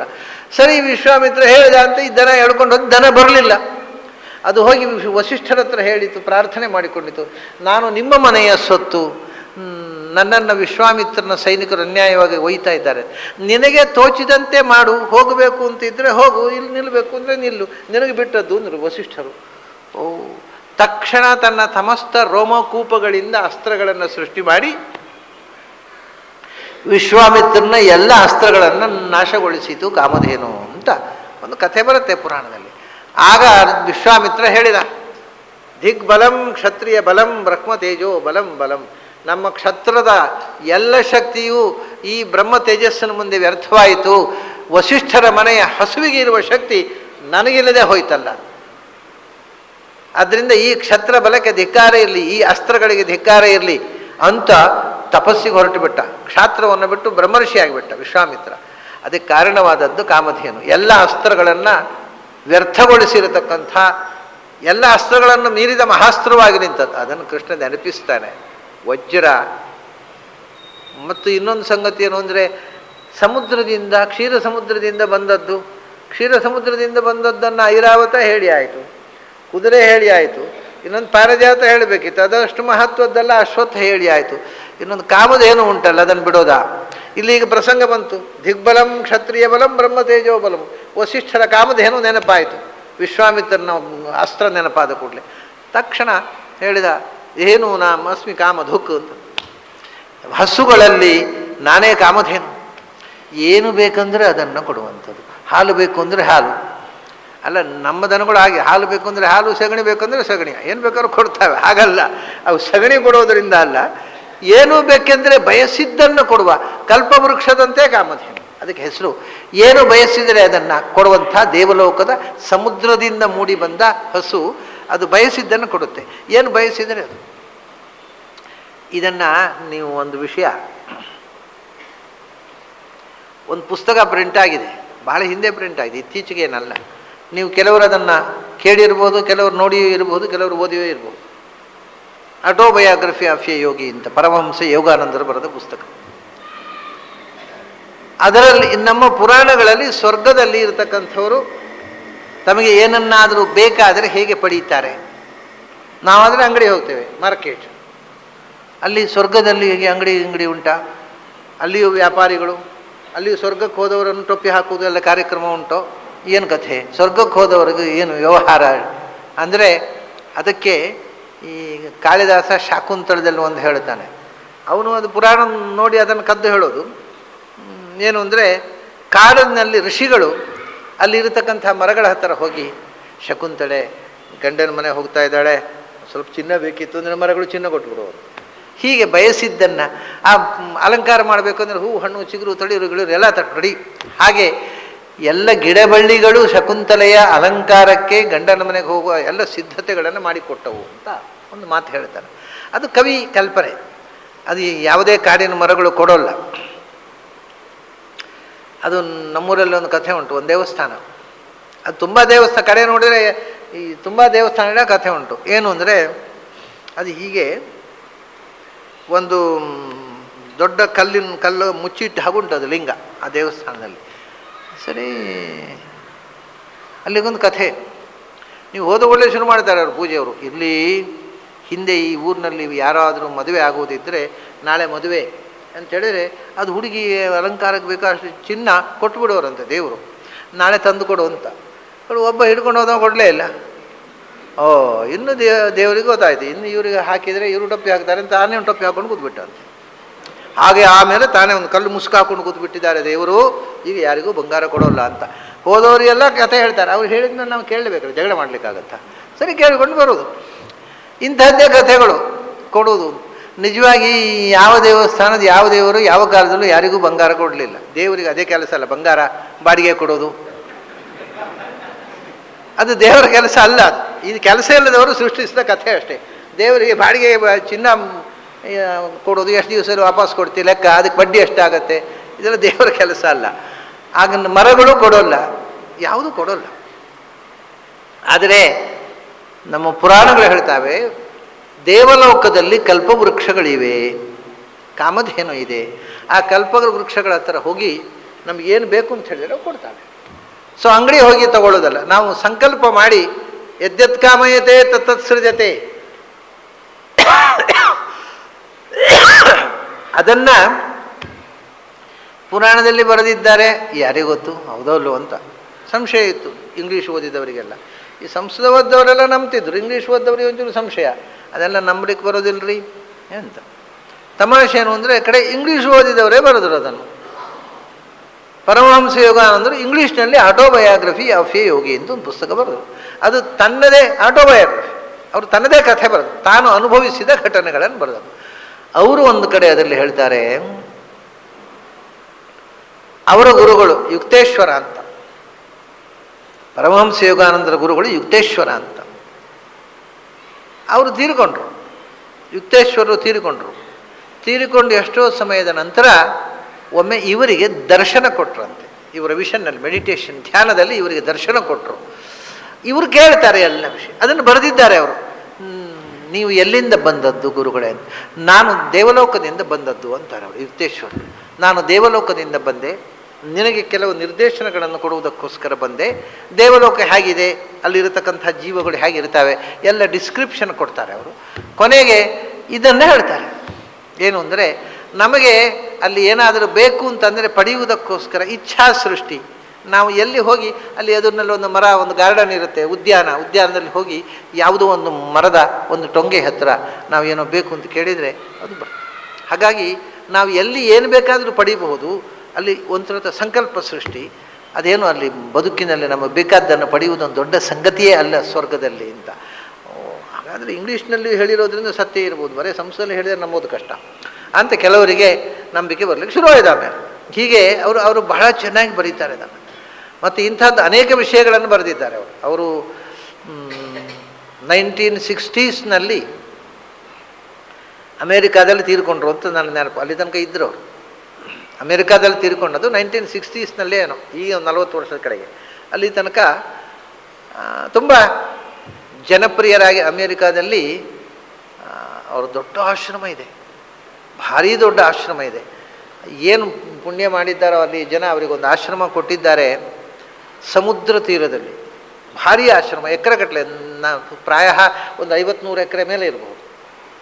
ಅದು ನಾನೇನು ಟೇಪ್ ಹಿಡ್ಕೊಂಡೋಗಿ ಅಳಿಲಿಲ್ಲ, ಆದರೆ ಭಾರೀ 50-100 ಎಕರೆ ಜಾಗ, ಇಡೀ ಅದು ಇಷ್ಟು ಸುಂದರವಾಗಿದೆ ಅಂದರೆ ಸಮುದ್ರದ ಪಕ್ಕದಲ್ಲೇ ಇದೆ.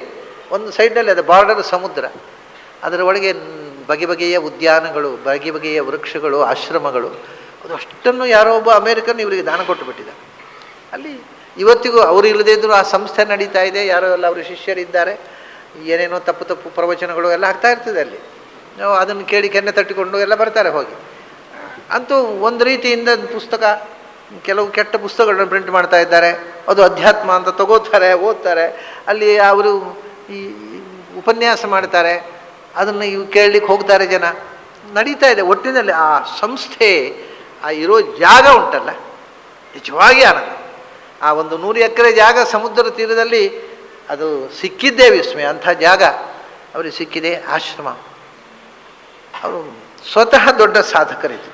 ಅವರ ಶಿಷ್ಯರು, ಆ ಸಂಸ್ಥೆ ಯಾವಾಗಲೂ ಕೂಡ ಒಂದು ಫಿಲಾಸಫಿಯನ್ನು, ಯಾವುದೇ ಫಿಲಾಸಫಿ ಇರ್ಬೋದು, ಅದನ್ನು when you institutionalise it is gone. Institutionalisation of philosophy ಯಾವತ್ತೂ ಅಷ್ಟೇ. ಅದೊಂದು ಸಂಸ್ಥೆ, ಅದೊಂದು ಆರ್ಗನೈಸೇಷನ್ ಅಂತ ಮಾಡಿದ ಕೂಡಲೇ ಆ ಆರ್ಗನೈಸೇಷನ್ ಎಲ್ಲ ಪಾಲಿಟಿಕ್ಸು ಎಂಟ್ರ್ ಆಗುತ್ತೆ. ಅದರಿಂದ ಬಹಳ ಆಶ್ಚರ್ಯ ಏನು ಗೊತ್ತುಂಟ, Acharya Madhva never wanted to institutionalise his philosophy, but unfortunately it happen. ಅದು ಬೇರೆ ವಿಷಯ. ಇನ್ಸ್ಟಿಟ್ಯೂಷನಲೈಸ್ ಆಗಬೇಕು ಅಂತ ಅವರು ಬಯಸಲಿಲ್ಲ. ಯಾರಿಗೂ ಮಠ ಕಟ್ಟಿಕೊಡಲಿಲ್ಲ ಅವರು. ಮಠ ಕಟ್ಟಿ ಇದನ್ನೊಂದು ಸಾಂಸ್ಥಿಕವಾಗಿ ಬೆಳೆಸಿ ಅಂತ ಹೇಳಲಿಲ್ಲ. ಆಚಾರ್ಯರು ಮಠ ಕಟ್ಟಿಕೊಡಲಿಲ್ಲ, ಯಾರಿಗೂ ಮಠ ಕಟ್ಟಿಕೊಡಲಿಲ್ಲ.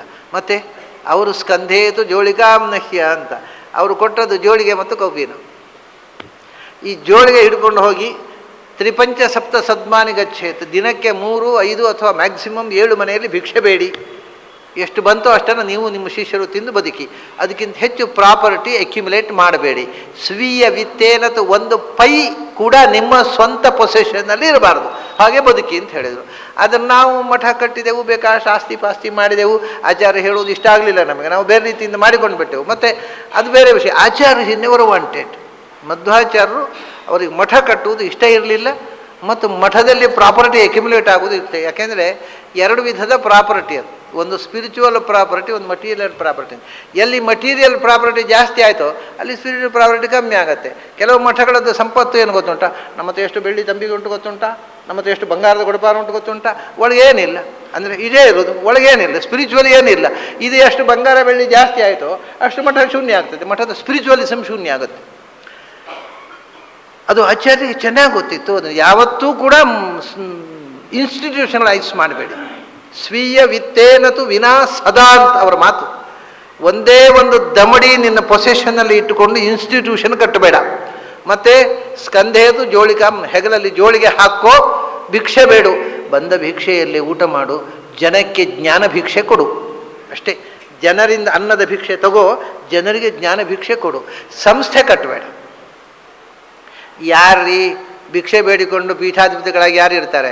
ಅವ್ರಿಗೆ ಗಟ್ಟಿಮುಟ್ಟಾದ ವ್ಯವಸ್ಥೆ ಇದ್ದರೆ ಪೀಠ, ಇಲ್ಲದ್ರೆ ಭಿಕ್ಷೆ ಗಡಿ ಯಾರೂ ತಯಾರಿಲ್ಲ. ಈಗ ಆಚಾರ್ಯ ಹೇಳಿದ್ದು ಅದು ಹಾಗಾಗಿ ಆಚರಣೆಗೆ ಬರಲಿಲ್ಲ. ಬೇರೆ ಯಾಕೆ ಹೇಳಿದೆ ಅಂದರೆ, ಹಾಗಾಗಿ ಇನ್ಸ್ಟಿಟ್ಯೂಷನಲೈಸ್ ಮಾಡುವಂಥದ್ದನ್ನು ಯಾರು ಇವರು ಮಾಡಿದರು, ಹೇಳಿದಾನ 100 ಎಕರೆ ಇನ್ಸ್ಟಿಟ್ಯೂಷನ್ ಮಾಡಿದರು, ಕೆಟ್ಟು ಹೋಯ್ತದು. ಆದರೆ ಅವರು ವೈಯಕ್ತಿಕವಾಗಿ ಬಹಳ ಎತ್ತರ ಕೇಳಿದಂಥ ಮನುಷ್ಯ. ಅವರು ಆ ಪುಸ್ತಕದಲ್ಲಿ ತನ್ನ ಅನುಭವಗಳನ್ನು ಬರೀತಾರೆ. ಆ ದೇವಲೋಕದ ಅನುಭವ, ಇಂಥ ತುಂಬ ಅನುಭವಗಳನ್ನು, ಅಪೂರ್ವ ಅನುಭವಗಳನ್ನು ಬರೆದಿದ್ದಾರೆ ಅವರು. ದೇವಲೋಕದ ಅನುಭವ. ಆಮೇಲೆ ಯಾರೋ ಮನುಷ್ಯನಿಗೆ ಏನೋ ಒಂದು ಬಯಕೆ ಆಯಿತು. ನಿಮಗೆ if you have a strong will that will happen ಅಂತ ಹೇಳ್ತಾರೆ. ನೀವು ಅದು ವಿಲ್ ಪವರನ್ನು ಬೆಳೆಸಿಕೊಳ್ಳಿ. ವಿಲ್ ಪವರನ್ನು ಬೆಳೆಸಿಕೊಂಡು ಹೀಗೆ ಆಗಬೇಕು ಗಟ್ಟಿಯಾಗಿ ಸಂಕಲ್ಪ ಮಾಡಿದರೆ ಅದು ಈಡೇರುತ್ತೆ. ಅದಕ್ಕೆ ಅವರು ತನ್ನ ಬಾಲ್ಯದಲ್ಲಿಂದ ಅದನ್ನು ಎಕ್ಸ್ಪೆರಿಮೆಂಟ್ ಮಾಡ್ತಾ ಹೋದರು. ಅವರು ಎಲ್ಲಿ ತನಕ ಅಂದರೆ ಅವ್ರ ಮನೆಯಲ್ಲಿ, ಅವರು ಕಲ್ಕತ್ತಾದವರು, ಬೆಂಗಾಲಿ, ಅವ್ರ ಮನೇಲಿ ತುಂಬ ಸೊಳ್ಳೆ ಇತ್ತಂತೆ. ಸೊಳ್ಳೆ ಕಚ್ಚೋದು, ಅದಕ್ಕೆ ಸೊಳ್ಳೆ ಕಚ್ಚೋದಕ್ಕೆ ಏನು ಸೊಳ್ಳೆ DDT ಏನೋ ಸ್ಪ್ರೇ ಮಾಡ್ತಿದ್ರು ಪಾಪ ಮನೆಯಲ್ಲಿ. ಅವ್ರ ತಂಗಿಯೋ ಅಕ್ಕನೋ DDT ಸ್ಪ್ರೇ ಮಾಡಬೇಕು, ಏನು ಸೊಳ್ಳೆ ಕಚ್ಚುತ್ತೆ. ಇವರು ಹೇಳಿದ್ರಂತೆ ಅದಕ್ಕೆ DDT ಯಾಕೆ ಸ್ಪ್ರೇ ಮಾಡಬೇಕು, ಮತ್ತೆ ಕಚ್ಚಬೇಡ ಅಂತ ಸೊಳ್ಳೆ ಹತ್ರ ಹೇಳಿದರು. ಸೈ ಏನು ಬುದ್ಧಿನ ಹಟ್ಟೆಗೆಲ್ಲ ಈ ಹುಡುಗನಿಗೆ ಅಂತ. ಚಿಕ್ಕ ವಯಸ್ಸಿನ ಹುಡುಗ ಇವರು. ಸೊಳ್ಳೆ ಹತ್ರ ಹೇಳಬೇಕು ಕಚ್ಚಬೇಡ ಅಂತ, ಕಚ್ಚೋಲ್ಲ ಅದು. ಅದೆಲ್ಲ ಎಂಥದ್ದು ಸೊಳ್ಳೆ ಇದೆ ಅರ್ಥ ಆಗುತ್ತೋ, ನೋಡುವನ ಟೆಸ್ಟ್ ಮಾಡಿ ನೋಡುವನ ಅಂತ ಹೇಳಿದ್ರು. ಕೂತ್ಕೊಂಡ್ರು. ನಾನು ಸೊಳ್ಳೆ ಹತ್ರ ಹೇಳ್ತೇನೆ ಕಚ್ಚಬೇಡ ಅಂತ ವಿಲ್ ಪವರ್ನ ಪಾಸ್ ಆನ್ ಮಾಡ್ತೇನೆ, ಕೂತ್ಕೊಳ್ತೇನೆ. ಕಚ್ಚಲು ನೋಡುವ ನನಗೆ ಅಂತ ಕೂತ್ರು ಇವರು. ಎಲ್ಲ ಸೊಳ್ಳೆಗಳು ಬರೋದು ಅಕ್ಕನಿಗೆ ಕಚ್ಚೋದು, ಇವ್ರ ಹತ್ರ ಬರಲೇ ಇಲ್ಲ ಒಂದು ಸೊಳ್ಳೆನು. ಅದು ಇದನ್ನು ಬಾಲ್ಯದಲ್ಲೇ ಮಾಡಿ ತೋರಿಸೋರು. ಸೊ ನೀವು ಸ್ಟ್ರಾಂಗ್ ವಿಲ್ಲಿನಿಂದ ಏನನ್ನಾದರೂ ಸಜೆಷನ್ ಪಾಸ್ ಆನ್ ಮಾಡಿದರೆ ಪ್ರಪಂಚದ ಪ್ರತಿಯೊಂದು ಶಕ್ತಿಯು ಅದನ್ನು ಒಬೆ ಮಾಡ್ತದೆ. ಆದರೆ ನಮಗೆ ಅಷ್ಟು such strong will we should have.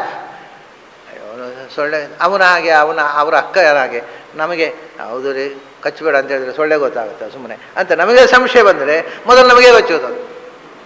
ಆದರೆ ಇದು ಬಹಳ ಕಷ್ಟ. ಈ ಸ್ಟ್ರಾಂಗ್ ವಿಲ್ ಡೆವಲಪ್ ಮಾಡೋದು ಕಷ್ಟ. ಯಾಕೆಂದರೆ ನಮ್ಮ ವಿಲ್ ಪವರ್ನ ಬಗ್ಗೆ ನಮಗೆ ಸಂಶಯ ಬರಲಿ ಶುರುವಾಗುತ್ತೆ. ಅಯ್ಯೋ ಅದೆಲ್ಲ ಆಗೋದು ಹೋಗೋದಲ್ಲ ಅಂತ ನಾವೇ ಮೊದಲೇ ಅದನ್ನು ಟೆಸ್ಟ್ ಮಾಡೋ ಮುಂಚೆ ಡಿಸಪಾಯಿಂಟ್ಮೆಂಟಿನ ನಂತರ ಟೆಸ್ಟ್ ಮಾಡಿದ ಏನು ಉಪಯೋಗ ಇಲ್ಲ. ಸೊ ಡೋಂಟ್ ಗೆಟ್ ಡಿಸಪಾಯಿಂಟೆಡ್ ಅಂತ. ಅದು ಕನ್ವಿಕ್ಷನ್ ಅಂದರೆ ಅಷ್ಟು ಗಟ್ಟಿಯಾದ ಕನ್ವಿಕ್ಷನ್ ಇದ್ದರೆ ಇಟ್ ಹ್ಯಾಪನ್ಸ್. ಸೊ ಅಲ್ಲಿ ಇಂಥದ್ದು ವಿಷಯಗಳು ಎಲ್ಲಿ ನನಗೆ ಅಂದರೆ ಅವರ ತಂದೆ ಅವರಿಗೆ ಇದನ್ನು ಹೇಳ್ತಾರೆ ತಂದೆ ಹತ್ರ, ದೇವರು ರಕ್ಷಣೆ ಮಾಡ್ತಾನೆ, ಏನು 10 ಪೈಸೆ ಬೇಕಿಲ್ಲ ಅಂತ ಅವ್ರದ್ದೊಂದು ವಾದ. ಬದುಕಲಿಕ್ಕೆ ದುಡ್ಡಿಲ್ಲದೆ ಬದುಕಲಿಕ್ಕೆ ಆಗತ್ತೆ, ಯಾಕಂದ್ರೆ ದೇವರು ರಕ್ಷಣೆ ಮಾಡ್ತಾನೆ ಅಂದ್ರಂತೆ. ಹಾಗಾದರೆ ಅವರ ತಂದೆ ರೈಲ್ವೆ ಆಫೀಸರು ಅವ್ರು ಹೇಳ್ತಾರೆ, ನಿನಗೆ ಹಾಗಾದರೆ 10 ಪೈಸೆ ಕೊಡೋಲ್ಲ, ನೀನೀಗ ಒಬ್ಬನೇ ಹೋಗಿ, ಅವರಿಗೆ ಫ್ರೀ ಪಾಸ್ ಇದೆ ಟ್ರೈನಲ್ಲಿ, ಅವರು ಪೊಲೀಸ್, ಇವರು ಟ್ರೈನ್ ರೈಲ್ವೆ ಡಿಪಾರ್ಟ್ಮೆಂಟಲ್ಲಿ ದೊಡ್ಡ ಆಫೀಸರ್ ಅವರು. ಪಾಸ್ ನಾನು ನಿನಗೆ ಪಾಸ್ ತೆಗೆಸಿಕೊಡೋಲ್ಲ, ಫ್ರೀ ಪಾಸು, ಟ್ರೈನ್ನಲ್ಲಿ ಹೋಗಬೇಕು ನೀನು, ಕಾಶಿಗೆ ಹೋಗಿ ಯಾತ್ರೆ ಮುಗಿಸ್ಕೊಂಡು, ಕಾಶಿಯೆಲ್ಲ ಒಂದು ಕಡೆ, ಕಲ್ಕತ್ತಾದಿಂದ ಕಾಶಿ ಕಡೆ, ನೀನು ಕಾಶಿಗೆ ಹೋಗಿ ದರ್ಶನ ಮಾಡ್ಕೊಂಡು ಬರಬೇಕು. 10 ಪೈಸೆ ಕೊಡೋಲ್ಲ ಆಯ್ತು ಅಂದ್ರೆ ಇವರು ಸೀದಾ ಹೋದರು, ಸೀದಾ ರೈಲ್ವೆ ಸ್ಟೇಷನ್ಗೆ ಹೋದರು. ಏನಿಲ್ಲ ಕಿಸೆಯಲ್ಲಿ ಏನಿಲ್ಲ, ರೈಲ್ವೆ ಸ್ಟೇಷನ್ಗೆ ಹೋದರು. ಇದು ಅವ್ರ ಜೀವನ ಚರಿತ್ರೆಯಲ್ಲಿ ಬರದ ವಿಷಯಗಳಿವೆಲ್ಲ, ಇದು ಯಾವುದು ಕಥೆ ಅಲ್ಲ, ಫ್ಯಾಕ್ಟು, ನಡೆದದ್ದು, ಐತಿಹಾಸಿಕವಾಗಿ ನಡೆದು. ಸೀದಾ ರೈಲ್ವೆ ಸ್ಟೇಷನ್ಗೆ ಹೋದರು. ರೈಲ್ವೆ ಸ್ಟೇಷನ್ ಸಣ್ಣ ಹುಡುಗ, ಇವರು 10-15 ವರ್ಷದ ಹುಡುಗ. ಅಲ್ಲಿ ಯಾರೋ ಒಬ್ಬ ನೋಡಿದಂತೆ, ಏನು ಮಗು ಒಬ್ಬನೇ ಬಂದಿದ್ದೀಯ, ಎಲ್ಲಿ ಹೋಗ್ಬೇಕು ಅಂತ ಕೇಳಿದಂತೆ. ಈಗ ಕಾಶಿಗೆ ಹೋಗುವ ಅಂತ ಉಂಟು. ಹೌದಾ, ನಾನು ಕಾಶಿಗೆ ಹೋಗೋದು, ನಾನು ಒಟ್ಟಿಗೆ ನಾನು ಟಿಕೆಟ್ ತಗೋದು ಅಂತ ತಗೊಂಡು ಟಿಕೆಟು 10 ಪೈಸೆ ಖರ್ಚಿಲ್ಲ. ಟಿಕೆಟ್ ತಗೊಂಡು ಇವ್ರು ಒಟ್ಟಿಗೆ ಕರ್ಕೊಂಡು ಹೋದ. ಕಾಶಿಗೆ ಹೋದರು. ಕಾಶಿಗೆ ಹೋದ್ಮೇಲೆ ಉಳ್ಕೊಳ್ಳೋದು ಎಲ್ಲಿ, ರೂಮ್ ಇಲ್ಲ, ಊಟಕ್ಕೆ ದುಡ್ಡಿಲ್ಲ. ರಾತ್ರಿ ಇಳಿದಿದ್ದಾರೆ 8 ಗಂಟೆ ರಾತ್ರಿಗೆ. ಕಡೆ ಏನು ಮಾಡೋದು, ಎಲ್ಲಿ ಬಾಡಿಗೆ ರೂಮ್ ಕೊಡಲಿಕ್ಕೆ ಇವರು ದುಡ್ಡಿಲ್ಲ. ಅಲ್ಲಿ guest house, government guest house ಇರುತ್ತಲ್ಲ, ಆ ಗೌರ್ಮೆಂಟ್ ಗೆಸ್ಟ್ ಹೌಸಿಗೆ ಹೋದ್ರಂತೆ. ಅಲ್ಲಿ ಅವನು ಮಾಲಿ ಒಳಗೆ ರೂಮ್ ಗೀಮ್ ಕೊಡೋಲ್ಲ, ಅಲ್ಲಿ ಹೊರಗೆ ಜಗಲಿಯಲ್ಲಿ ಮಲ್ಕೊಂಡ್ರಂತೆ. ಗೌರ್ಮೆಂಟು ಆಫೀಸರ್ಸ್ ಬಂದರೆ ಉಳ್ಕೊಳ್ಳುವಂಥದ್ದು, ಟ್ರಾವೆಲರ್ಸ್ ಬಂಗ್ಲೋ, ಇನ್ಸ್ಪೆಕ್ಷನ್ ಬಂಗ್ಲೋ, ಅದರ ಯಾವುದೋ ಒಂದು ಔಟ್ ಹೌಸ್ನಲ್ಲಿ ಜಗಲಿಯಲ್ಲಿ ಮಲ್ಕೊಂಡ್ರು. ಊಟ ಇಲ್ಲ, ಹಸಿವಾಗ್ತಾ ಇದೆ, ಮಲ್ಕೊಂಡ್ರು. 10 ಗಂಟೆ ರಾತ್ರಿ ಆಗುವಾಗ ಆ ಮಾಲಿ, ಅಲ್ಲಿ ಆ ಕೆಲಸದವ, ನೋಡ್ಕೊಂಡವ ಇನ್ಸ್ಪೆಕ್ಷನ್ ಬಂಗ್ಲೋ ಎಬ್ಸಿದಂತೆ. ಎದ್ದು ಕೂತರು. ಒಳ್ಳೆ ತಾಟ್ನಲ್ಲಿ ಫಸ್ಟ್ ಕ್ಲಾಸ್ ಊಟ ತಂದಿಟ್ಟಿದ್ದಾನೆ, ಊಟ ಮಾಡೋನು. ಅರೆ ಇದೆಂಥ ಕತೆ, ಎಂಥ ಕತೆ ಅಂತ, ಏನಿದು ಊಟ ಮಾಡು ಒಂದಂತೆ ಅವನು. ಹೇಳಿದಾನೆ, ನಾನೇನು ಊಟ ಕೇಳಲಿಲ್ಲಲ್ಲ, ಯಾಕೆ ತಂದು? ಅವನು ಹೇಳ್ತಾನೆ, ಅದೊಂದು ದೊಡ್ಡ ಕತೆ. ಕಲೆಕ್ಟ್ರ್ ವಿಸಿಟ್ ಮಾಡೋದು ಅಂತ ಇನ್ಫಾರ್ಮೇಷನ್ ಬಂದಿತ್ತು, ಅದನ್ನ ಕಲೆಕ್ಟ್ರಿಗೆ ಅಂತ ಸ್ಪೆಷಲ್ ಅಡುಗೆ ಮಾಡಿ ಇಟ್ಟಿದ್ದೇವೆ. ಈಗ ಲಾಸ್ಟ್ ಮೂಮೆಂಟ್ನಲ್ಲಿ ಪ್ರೋಗ್ರಾಮ್ ಕ್ಯಾನ್ಸಲ್ಡ್ ಅಂತ ಬಂದು ತಿನ್ನೋದು ಕೊಟ್ಟರು. ಕಲೆಕ್ಟ್ರಿಗೆ ಎಂತ ಮಾಡಿದ, ಅವತ್ತೊಣದ ಊಟ ತಂದಿಟ್ಟ, ತಿಂದರು. ಹೀಗೆ ವಾಪಸ್ ಬರೋರು ಹೇಗೆ, ಅದು it went on like that. ಮನೆ ವಾಪಸ್ 5 ಪೈಸೆ ಕಿಸೆಯಲ್ಲಿಲ್ಲ, 5 ಪೈಸೆ ಖರ್ಚು ಮಾಡಲ್ಲ. ಎಲ್ಲರೂ ಕರ್ಕೊಂಡು ಹೋಗೋದು, ಊಟ ಹಾಕೋದು, ಕರ್ಕೊಂಡು ಹೋಗೋದು, ಮನೇಲಿ ಕುಡಿಸೋದು, ದೇವರಶ ಮಾಡಿ ಕಳಿಸೋದು, ಟ್ರೈನ್ ಹತ್ತಿ ಕಳಿಸೋದು, ಊರಿಗೆ ವಾಪಸ್ ಬಂದರು 10 ಪೈಸೆ ಇಲ್ಲದೆ. ಇದು ದಿಸ್ ಈಸ್ ಕ್ವೈಟ್ ಪಾಸಿಬಲ್ ಅಂತ ಹೇಳ್ತಾರೆ. ಇದೆಲ್ಲವೂ ಸತ್ಯ. ಇಷ್ಟು ಶಕ್ತಿ ಆತ್ಮಶಕ್ತಿ ಬೆಳೆಸಿಕೊಂಡ್ರೆ, ವಿಲ್ ಪವರ್ ಬೆಳೆಸಿಕೊಂಡ್ರೆ, ನಿಮಗೆ ಭಗವಂತನಲ್ಲಿ ನಂಬಿಕೆ ಇದ್ದರೆ ಇದು ಯಾವುದೂ ಅಸತ್ಯ ಅಲ್ಲ, ಮಾಡಲಿಕ್ಕೆ ಬರುತ್ತೆ ಅಂತ ಅವ್ರು ಹೇಳ್ತಾರೆ. ಆದ್ದರಿಂದ ಅದನ್ನು ಅದೇ ಯಾಕೆ ಹೇಳಿದ್ರೆ, ಕಲ್ಪವೃಕ್ಷ ಕಾಮಧೇನು, ಅವು ಇಚ್ಛಾ ಮಾತ್ರದಿಂದ ಏನನ್ನಾದರೂ ಸೃಷ್ಟಿ ಮಾಡತಕ್ಕಂಥ ಡಿವೈನ್ ಫೋರ್ಸಸ್. ಅದನ್ನು ಧೇನು ನಾಮ ಅಸ್ಮಿ ಕಾಮಧುಕ್, ಅಂಥ ಕಾಮಧೇನು, ಎಲ್ಲ ಅಸ್ತ್ರಗಳನ್ನು ವ್ಯರ್ಥಗೊಳಿಸಿದಂಥ ಬ್ರಾಹ್ಮಶಕ್ತಿಗೆ ಪ್ರತಿನಿಧಿಯಾಗಿರ್ತಕ್ಕಂಥ ಕಾಮಧೇನು. ಲೋಕದಲ್ಲಿ ಆದರೂ ಅಷ್ಟೇ ಅಲ್ವಾ, ಪ್ರಪಂಚದಲ್ಲಿ ಧೇನುಗಳು ಅಂತಂದರೆ ಬೇರೆ ಪ್ರಾಣಿಗಳಿಗಿಂತ ನಾವು ಬಹಳ ಮಹತ್ವ ಕೊಡ್ತೇವೆ. ಯಾಕೆ? ಜಗತ್ತಿನಲ್ಲಿರತಕ್ಕಂಥ ಯಾವ ಪ್ರಾಣಿಯಲ್ಲಿಯೂ ಇಲ್ಲದ ವೈಶಿಷ್ಟ್ಯ ಧೇನುವಿನಲ್ಲಿದೆ. ಆ ಧೇನುವಿನಲ್ಲಿಯೂ ಅತ್ಯಂತ ವೈಶಿಷ್ಟ್ಯ ಕಾಮಧೇನುವಿನಲ್ಲಿ. ಧೇನುವೇ ಪ್ರಾಣಿಗಳಲ್ಲಿ ವಿಶಿಷ್ಟ. ಯಾಕೆ ಅಂದರೆ ಧೇನುವಿನಲ್ಲಿರುವ ವೈಶಿಷ್ಟ್ಯ ಪ್ರಪಂಚದ ಇನ್ಯಾವ ಪ್ರಾಣಿಯಲ್ಲೂ ಇಲ್ಲ. ಅದೊಂದು ವಿಶಿಷ್ಟ ಶಕ್ತಿ ಭಗವಂತ ಅದರಲ್ಲಿ ಬಂದು ಕೊಟ್ಟುಬಿಟ್ಟ. ಏನು, ಅದ್ರ ಯಾವುದೂ ಕೂಡ ತ್ಯಾಜ್ಯ ಇಲ್ಲ ನೋಡಿ. ಈಗ ಪ್ರಪಂಚದಲ್ಲಿ ಯಾವುದೇ ಪ್ರಾಣಿ ಇರ್ಬೋದು, ಆ ಪ್ರಾಣಿಯದು ಯಾವುದೂ ತ್ಯಾಜ್ಯ ಅಲ್ಲದೆ ಇದ್ದರೂ ಅದರ ಮಲಮೂತ್ರ ಆದರೂ ತ್ಯಾಜ್ಯ, ಅದು ಗ್ರಾಹ್ಯ ಅಲ್ಲ. ಯಾವ ಪ್ರಾಣಿ ಆದರೂ ಮಲಮೂತ್ರ ಅಸಹ್ಯ. ಆದರೆ ಗೋವಿನದ್ದು ನೀವು ಶುದ್ಧ ಆಗಬೇಕಾದ್ರೆ ಸಗಣಿ, ಅದು ಮಲ ನಿರ್ಮಲ ಮಾಡಲಿಕ್ಕೆ ಅದರ ಮಲ ಉಪಯೋಗಿಸೋದು. ಮನೆ ಅಂಗಳ ಶುದ್ಧ ಆಗಬೇಕಾಗಿದ್ರೆ ಅದು ಅಷ್ಟೇ ಅಲ್ಲ, ನಮ್ಮ ಆತ್ಮಶುದ್ಧಿಗೆ ಪಂಚಗವ್ಯ ಪ್ರಾಶನ, ಸಗಣಿ ಗೋಮೂತ್ರ ಹಾಕಿಯೇ ಮಂತ್ರ ಹೇಳಿ ಪಂಚಗವ್ಯ ಮಾಡೋದು. ಸೊ ಯಾವುದರ ಮಲಮೂತ್ರವೂ ಕೂಡ ಬಾಹ್ಯಾಂತ ಶುದ್ಧಿಕಾರಕವೋ ಅಂಥ ಇನ್ನೊಂದು ಪ್ರಾಣಿಯೇ ಇಲ್ಲ. ಮಲಮೂತ್ರವೂ ಪರಿಶುದ್ಧ. ಅದಕ್ಕೊಂದು ಭಾರತದಲ್ಲಿ ಸೊಗಸಾದ ಕಥೆ ಹೇಳಿಬಿಟ್ಟಿದ್ದಾರೆ ವ್ಯಾಸರು. ಲಕ್ಷ್ಮಿ, ಈ ಗೋವಿನ ಅಂಗಾಂಗಗಳಲ್ಲಿ ಸಮಸ್ತ ದೇವತೆಗಳು ಇದ್ದಾರೆ. ಕಡೆಗೆ ಲಕ್ಷ್ಮಿಗೆ ತೋರಿತಂತೆ, ವಿನೋದ ಮಾಡ್ತಾರೆ ವ್ಯಾಸರು ಇಂಥ ಕಥೆಗಳ ಮೂಲಕ. ಏನು ಅಂದರೆ, ಎಲ್ಲ ದೇವತೆಗಳು ಇದ್ದಾರೆ, ನಾನು ಯಾಕೆ ಬಿಡೋದು, ನಾನು ಹೋಗಿ ಅದರ ದೇಹದಲ್ಲಿ ಹೋಗಿ ಕೂತ್ಕೊಳ್ಬೇಕು ಅಂತ ಗೋವಿನ ಹತ್ರ ಹೋದ್ಲಂತೆ ಲಕ್ಷ್ಮಿ. ಏನು ತಾಯಿ, ಅಲ್ಲ ನನಗೊಂಚೂರು ಜಾಗ ಕೊಡು, ನಾನು ಇದ್ದು ಬಿಡ್ತೇನೆ ನಿನ್ನ ಮೈಯಲ್ಲಿ. ಜಾಗ ಇಲ್ಲ ಅಂತ ಎಲ್ಲ ಕೊಟ್ಟಾಯಿತು, ಇನ್ನು ನನ್ನ ಮೈಯಲ್ಲಿ ಎಲ್ಲ ದೇವತೆಗಳು ಕೂತು ಬಿಡ್ತಾರೆ, ನಿನಗೆ ಜಾಗವೇ ಇಲ್ಲ ಅಂತ. ಏನಾದರೂ ಮಾಡಿ ಒಂದು ಚೂರು ನನಗೆ ಪ್ರೊವೈಡ್ ಮಾಡಪ್ಪ ಅಂತ ರಿಕ್ವೆಸ್ಟ್ ಮಾಡಿಕೊಂಡಂತೆ ಲಕ್ಷ್ಮಿ. ಹಾಗಾಗಿ ನನ್ನ ಮಲಮೂತ್ರದಲ್ಲಿ ಕೂಡು ಅಂತ ಹೇಳ್ತಂತೆ. ಅದರಿಂದ ಸಗಣಿಯಲ್ಲಿ ಗೋಮೂತ್ರದಲ್ಲಿ ಗೋಮಯದಲ್ಲೂ ಲಕ್ಷ್ಮೀ ಸನ್ನಿಧಾನ. ಏನು ಮಾಡಿದರೂ ಶುದ್ಧ. ಅದು ರೋಗಹರ, ಬರೇ ಶುದ್ಧ ಅಲ್ಲ, ಅನೇಕ ರೋಗಗಳನ್ನು ಪರಿಹಾರ ಮಾಡತಕ್ಕಂಥದ್ದು.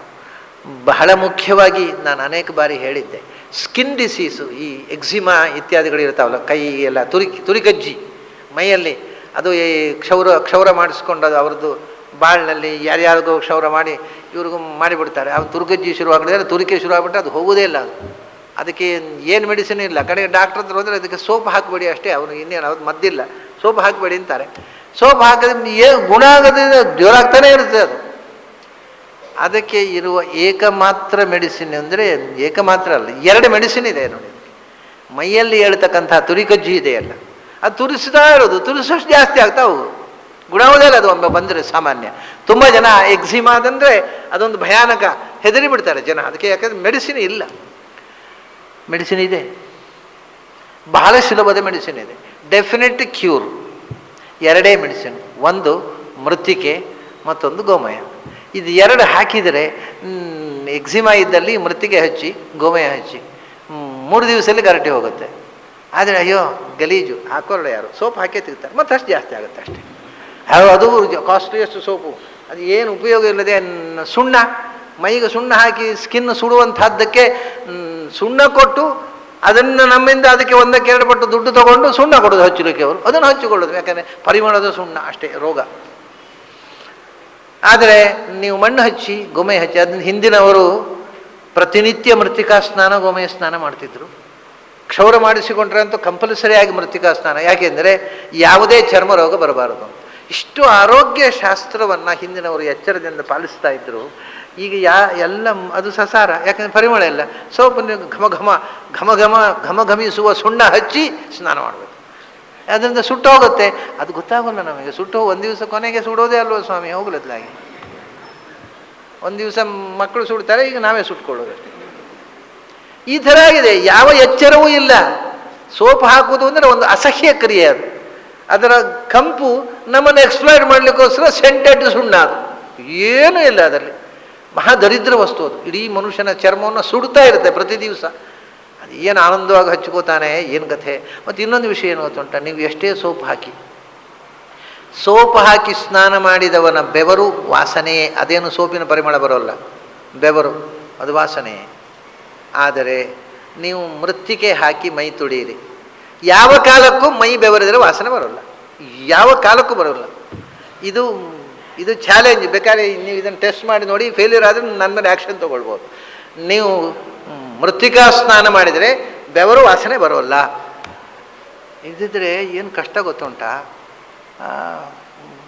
ಕೆಲವು ಸರ್ತಿ ಪಚೀತಿ, ಕೆಲವರು ಬರ್ತಾರೆ, ಅವರು ಬರುವಾಗ ಅವರ ಮೈ ವಾಸನೆ ಬರ್ತಾ ಇರ್ತದೆ, ಹೊಸಡು ವಾಸನೆ ಬರ್ತಾ ಇರ್ತದೆ, ಮಾತಾಡೋ ಬಾಯಿ ತೆರೆದು ಬಿಟ್ಟರೆ ಘಮ್ಮ ಅಂತ ವಾಸನೆ ಬರ್ತಾ ಇರ್ತದೆ. ನಾವು ಆಚೆ ಸರಿದಷ್ಟು ಹತ್ತಿರ ಬರ್ತಾರೆ ಅವರು. ನಾನು ಅನುಭವಿಸಿದ್ದೇನೆ. ನಾನು ಸ್ವಲ್ಪ ಆಚೆ ಹೋಗೋದು, ಅವ್ರು ಏನೋ ಹೇಳೋದನ್ನು ಆಚೆ ಹೋದ್ರು ಅಂತ ಅವ್ರ ಹತ್ತಿರ ಒಂದು ಮತ್ತೆ ಮುಖದ ಹತ್ತಿರ. ಕಡೆಗೆ ನಾನು ಎಂತ ಮಾಡೋದು, ಈಗ ಕೈ ಹಿಡ್ಕೊಳ್ಳೋದು. ತಮ್ಮ ಹೊಸಡು ವಾಸನೆ ಬರೋದು, ತಮ್ಮ ಚರ್ಮ ವಾಸನೆ ಬರೋದು ಬಹಳ ಜನರಿಗೆ ಗೊತ್ತಾಗೋದಿಲ್ಲ, ಯಾಕಂದರೆ ಅವರಿಗೆ ಅದು ಮಾಮೂಲು ಅಭ್ಯಾಸ. ಆದರೆ ಪಕ್ಕನ ನಿಂತವರ ಪಚಿತಿ ಯಾರಿಗೆ ಬೇಕು? ಅದೇ ಮಣ್ಣು ಹಾಕಿ ತೊಳೆದಿದ್ರೆ ಹಾಗೆ ವಾಸನೆ ಬರ್ತಿರ್ಲಿಲ್ಲ. ಅದೇ ಮಣ್ಣು ಹಾಕುದ ಮೈಗೆ, ಛೇ ನಾಗರಿಕರು ನಾವು. ಎಲ್ಲಾದರೂ ಉಂಟಾ? ಇನ್ನೊಂದು ಭಾಷೆ ಗೊತ್ತುಂಟ, ಸ್ನಾನದ ಮಣ್ಣಿನ ಉಂಡೆ ಸಿಗುತ್ತೆ ಅಂಗಡಿಗಳಲ್ಲಿ, ಬೆಂಗಳೂರಿನ ಅಂಗಡಿಯಲ್ಲಿ ಸಿಗುತ್ತೆ. ಅದಕ್ಕೆ 1 ರೂಪಾಯಿ, ಇದು 10 ರೂಪಾಯಿ 15 ರೂಪಾಯಿ ಕೊಟ್ಟು ಸೋಪ್ ಸಿಗುವ 1 ರೂಪಾಯಿ ಕೊಟ್ಟು ದರಿದ್ರ ಯಾರು ತಗೋತಾರೆ? ಅಷ್ಟು ಕಮ್ಮಿ ಬೆಲೆಯದ್ದು, ಚೀಪ್ ಅಲ್ವಾ? ನಮ್ಮ ಅಷ್ಟು ಚೀಪ್ ಕ್ವಾಲಿಟಿಯ ನಮ್ಮ ಚರ್ಮ, ಛೇ ಅದು 10-20 ರೂಪಾಯಿ ಕೊಟ್ಟು ಸುಡಬೇಕು ಅದನ್ನು. 1 ರೂಪಾಯಿ ಕೊಟ್ಟು ಮೃತ್ತಿಗೆ ಹಾಕೋದು ನಾಟ್ ವರ್ತ್. ಇಂಥದೇ ಬುದ್ಧಿಗಳು ನಮ್ಮದು. ಹೀಗೆ ಕಾಮಧೇನು ಯಾಕೆ ಹೇಳಿದೆ ಅಂದರೆ, ಅದರ ಗೋಮಯ, ಅದರ ಮೃತ್ತಿಕೆ ಎಂಥೆಂಥ ರೋಗಗಳನ್ನು ಪರಿಹಾರ ಮಾಡುತ್ತೆ. ಒಳಗಿನ ರೋಗಗಳನ್ನು ಆಯಿತು, ಗೋಮಯ ಹಚ್ಚಿಬಿಟ್ರೆ ಮೈಯ ಎಲ್ಲ ಸ್ಕಿನ್ ಡಿಸೀಸ್ ಕಮ್ಮಿ ಮಾಡುತ್ತೆ.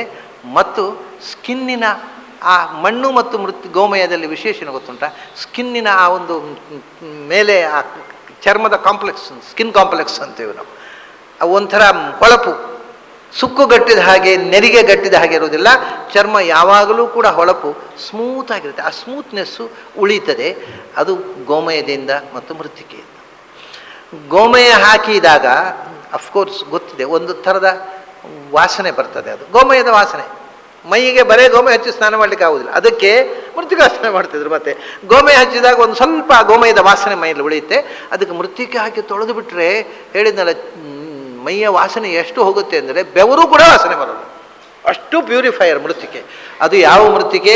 ಕೆಂಪು ಮಣ್ಣು ಹಾಕಬೇಕು. ಒಟ್ಟು ಕಪ್ಪು ಮಣ್ಣು ಬಿಳಿ ಮಣ್ಣು ಎಲ್ಲ ಅಲ್ಲ, ಕೆಂಪು ಮಣ್ಣು, ಕೆಮ್ಮಣ್ಣು, ಇದು ಮೆಡಿಸಿನ್. ಆದ್ದರಿಂದ ಧೇನೂನಾಂ ಅಸ್ಮಿ ಕಾಮಧುಕು, ಪ್ರಾಣಿಗಳಲ್ಲೇ ಅತ್ಯಂತ ಶ್ರೇಷ್ಠ ಧೇನು. ಮತ್ತು ಇನ್ನೊಂದೇನು ಅಂದರೆ, ನಮಗೆ ಜೀವಮಾನಡಿ ತಾಯಿಯಂತೆ ಹಾಲು ಕುಡಿಸುವಂಥ ಪ್ರಾಣಿ ಅಲ್ವರಿ. ತಾಯಿ ಆದರೂ 1 ವರ್ಷ 2 ವರ್ಷ 3 ವರ್ಷ ಹಾಲು ಕೊಟ್ಟಾಳು. ಇದು ಹಾಗಲ್ಲ, ಇಡೀ ಜೀವಮಾನ ತಾಯಿಯಂತೆ ಹಾಲು ಉಣಿಸುವಂಥ ಪ್ರಾಣಿ. ಇದು ನಿಜವಾಗಿ ತಾಯಿಯ ಕೆಲಸ ಮಾಡುವಂಥ ಪ್ರಾಣಿ. ಇದೆಲ್ಲ ಭಗವಂತನ ವಿಶಿಷ್ಟವಾದ ಶಕ್ತಿ ಗೋವಿನಲ್ಲಿ. ಅದಕ್ಕೋಸ್ಕರ ನಾವು ಹಿಂದೆ ಗೋವುಗಳನ್ನು ಪೂಜೆ ಮಾಡೋ ಸಂಪ್ರದಾಯ ಇರಲಿಲ್ಲ. ಧೇನೂನಾಂ ಅಸ್ಮಿ ಕಾಮಧುಕು ಅಂತ ಹೇಳಿದ ಕೃಷ್ಣ ತಾನು ಈ ಮಾತು ಅರ್ಜುನನಿಗೆ ಹೇಳಿದ್ದು ಅವನ 70ನೇ ವಯಸ್ಸಿನಲ್ಲಿ. ಆದರೆ ಕೃಷ್ಣ ತನ್ನ 7ನೇ ವಯಸ್ಸಿನಲ್ಲೇ ಏನು ಮಾಡಿದ? ಎಲ್ಲ ಗೋಪಾಲಕರಿಂದ ಗೋವುಗಳ ಪೂಜೆ ಮಾಡಿರಿ, ಇಂದ್ರನ ಪೂಜೆ ಯಾಕೆ ಮಾಡ್ತೀರಿ? ಇಂದ್ರನ ಪೂಜೆ ಯಾಕೆ ಮಾಡ್ತೀರಿ? ಗೋವುಗಳ ಪೂಜೆ ಮಾಡಿರಿ, ಗೋವುಗಳಿಗೆ ಹುಲ್ಲು ಕೊಡುವ ಗೋವರ್ಧನದ ಪೂಜೆ ಮಾಡಿರಿ. ಅಂದರೆ ಗೋವುಗಳಲ್ಲಿ ಗೋವರ್ಧನದಲ್ಲಿ ಇರುವಂಥ ನನಗೆ ಸಂತೋಷ ಆಗತ್ತೆ ಅಂತ. ಹೀಗೆ ಗೋಪೂಜೆಯನ್ನು ಇಂಟ್ರೊಡ್ಯೂಸ್ ಮಾಡಿದವನೇ ಕೃಷ್ಣ. ಅದರ ಮೊದಲು ಗೋಪೂಜೆ ಇರಲಿಲ್ಲ. ನಿಜವಾಗಿ ನಮ್ಮ ದೇಶದಲ್ಲಿ ಬಹಳ ಹಿಂದೆ ಕ್ಷತ್ರಿಯರು ಗೋಮಾಂಸ ಕೂಡ ತಿಂತಿದ್ರು. ಗೋವಿನ ಬಗ್ಗೆ ಗೌರವ ಇತ್ತು, ಆದರೆ ಗೋಮಾಂಸ ತಿಂತಿದ್ರು. ಕೃಷ್ಣ ಅದನ್ನು ನಿಲ್ಲಿಸಿದ. ಗೋವುಗಳಿಗೆ ಪೂಜೆ ಮಾಡ್ರಿ, ಅದು ನಿಮ್ಮ ತಾಯಿ ಅಂತಂದ. ಗಾವೋ ವಿಶ್ವಸ್ಯ ಮಾತರಃ, ಅದು ತಾಯಿಯಂತೆ ಪೂಜಾರ್ಹ ವಸ್ತು, ಅದನ್ನು ಗೌರವಿಸ್ರಿ ಅಂತ. ಅದನ್ನು ಅರ್ಜುನನಿಗೆ ತನ್ನ 70ನೇ ವಯಸ್ಸಿನ ಹೇಳಿದ. ಧೇನೂನಾಂ ಅಸ್ಮಿ ಕಾಮಧುಕು. ಆಯಿತು, ವಜ್ರಾಯುಧ ಆಯಿತು, ಧೇನು ಆಯಿತು. ಹಾಗೇನೆ ಮುಂದೆ ಕಾಮ ಬಂದ ನೋಡಿ, ಭಾಳ ತಮಾಷೆ ಇದು. ಧೇನೂನಾಂ ಅಸ್ಮಿ ಕಾಮಧುಕು, ಕಾಮ ಬಂದಲ್ವ, ಕಾಮನನ್ನೇ ತಗೊಂಡ. ಪ್ರಜನಶ್ಚಾಸ್ಮಿ ಕಂದರ್ಪ, ನಾನೇ ಕಾಮ ಅಂದ. ಕಾಮ ದುಃಖ ಆದಂತ. ಕಾಮಧೇನು ಮಾತ್ರ ಅಲ್ಲ, ಕಾಮಧೇನುವಿನಲ್ಲಿ ಏನು ಕಾಮ ಶಬ್ದ ಬಂತಲ್ಲ, ಪ್ರತಿಯೊಂದು ಮನುಷ್ಯನಲ್ಲಿಯೂ ಇರತಕ್ಕಂಥ ಕಾಮ, desire and particularly sex is my contribution. ಆ ಸೆಕ್ಸಿನ ಸೆಳೆತವನ್ನು ಯಾರೂ ಮೀರಲಾರದಂಥ ಒಂದು ಸೆಳೆತವಾಗಿ ಮನುಷ್ಯರಲ್ಲಿ ಕೂತಿತ್ತಲ್ಲ, ಹೆಣ್ಣು ಗಂಡಿನ ಸೆಳೆತ. ಅದು ಏನು ವಿಚಿತ್ರ, ಯೋಚನೆ ಮಾಡಿದರೆ ಆಶ್ಚರ್ಯ ಆಗತ್ತೆ. ಏನು ವಿಚಿತ್ರ ಅದು. ಯಾರು ಎಷ್ಟೇ ಇಂದ್ರಿಯ ನಿಗ್ರಹ ಅಭ್ಯಾಸ ಮಾಡಿದವನು ಕೂಡ ತಪಸ್ಸು ಮಾಡ್ತಾ ಇದ್ದ ಋಷಿಗಳು, ವಿಶ್ವಾಮಿತ್ರರು ಸರಿ ಮೇನಕ್ಕೆ ಬಂದ ಕೂಡಲೇ ಸೀದಾ ಹೊರಟ್ಬಿಟ್ರು, ತಪಸ್ಸು ಬಿಟ್ಟು ಸಂಸಾರ ಮಾಡಲಿಕ್ಕೆ ಹೊರಟ್ಬಿಟ್ರು. ಒಂದು ಸೆಳೆತ, ಆ ಸೆಕ್ಸಿನ ಸೆಳೆತ ಅನ್ನುವುದು ಕಲ್ಪನಾತೀತವಾಗಿ ಮನುಷ್ಯನನ್ನು ಆಳ್ತಾ ಇದೆ. ಆದ್ದರಿಂದಲೇ ಮನುಕುಲದ ಸಂತಾನ ವೃದ್ಧಿ. ಅದು ಕೇಳಿದ, ಹೌದು ಹೌದು ನಾನೇ ಇದೆಲ್ಲ. ಯಾಕೆಂದರೆ ಸೃಷ್ಟಿ ಆಗಬೇಕಲ್ಲ, ನಾನು ಸೃಷ್ಟಿ ಮಾಡಿ ಶುರು ಮಾಡಿ ಬಿಟ್ಟೆ, ಅದು ಮುಂದುವರಿಬೇಕಲ್ಲ. ಕಡೆ ಎಲ್ಲರೂ ಸನ್ಯಾಸ ತಗೊಂಡ್ಬಿಟ್ರೆ, ಅದಕ್ಕೋಸ್ಕರ ನಾನು ಏನು ಮಾಡಿದೆ? ಪ್ರಜನಶ್ಚಾಪಿ ಕಂದರ್ಪ. ಕಂದರ್ಪ ಅಂದರೆ ಮನ್ಮಥ, ಕಾಮವನ್ನು ಪ್ರಚೋದಿಸುವ ದೇವತೆ.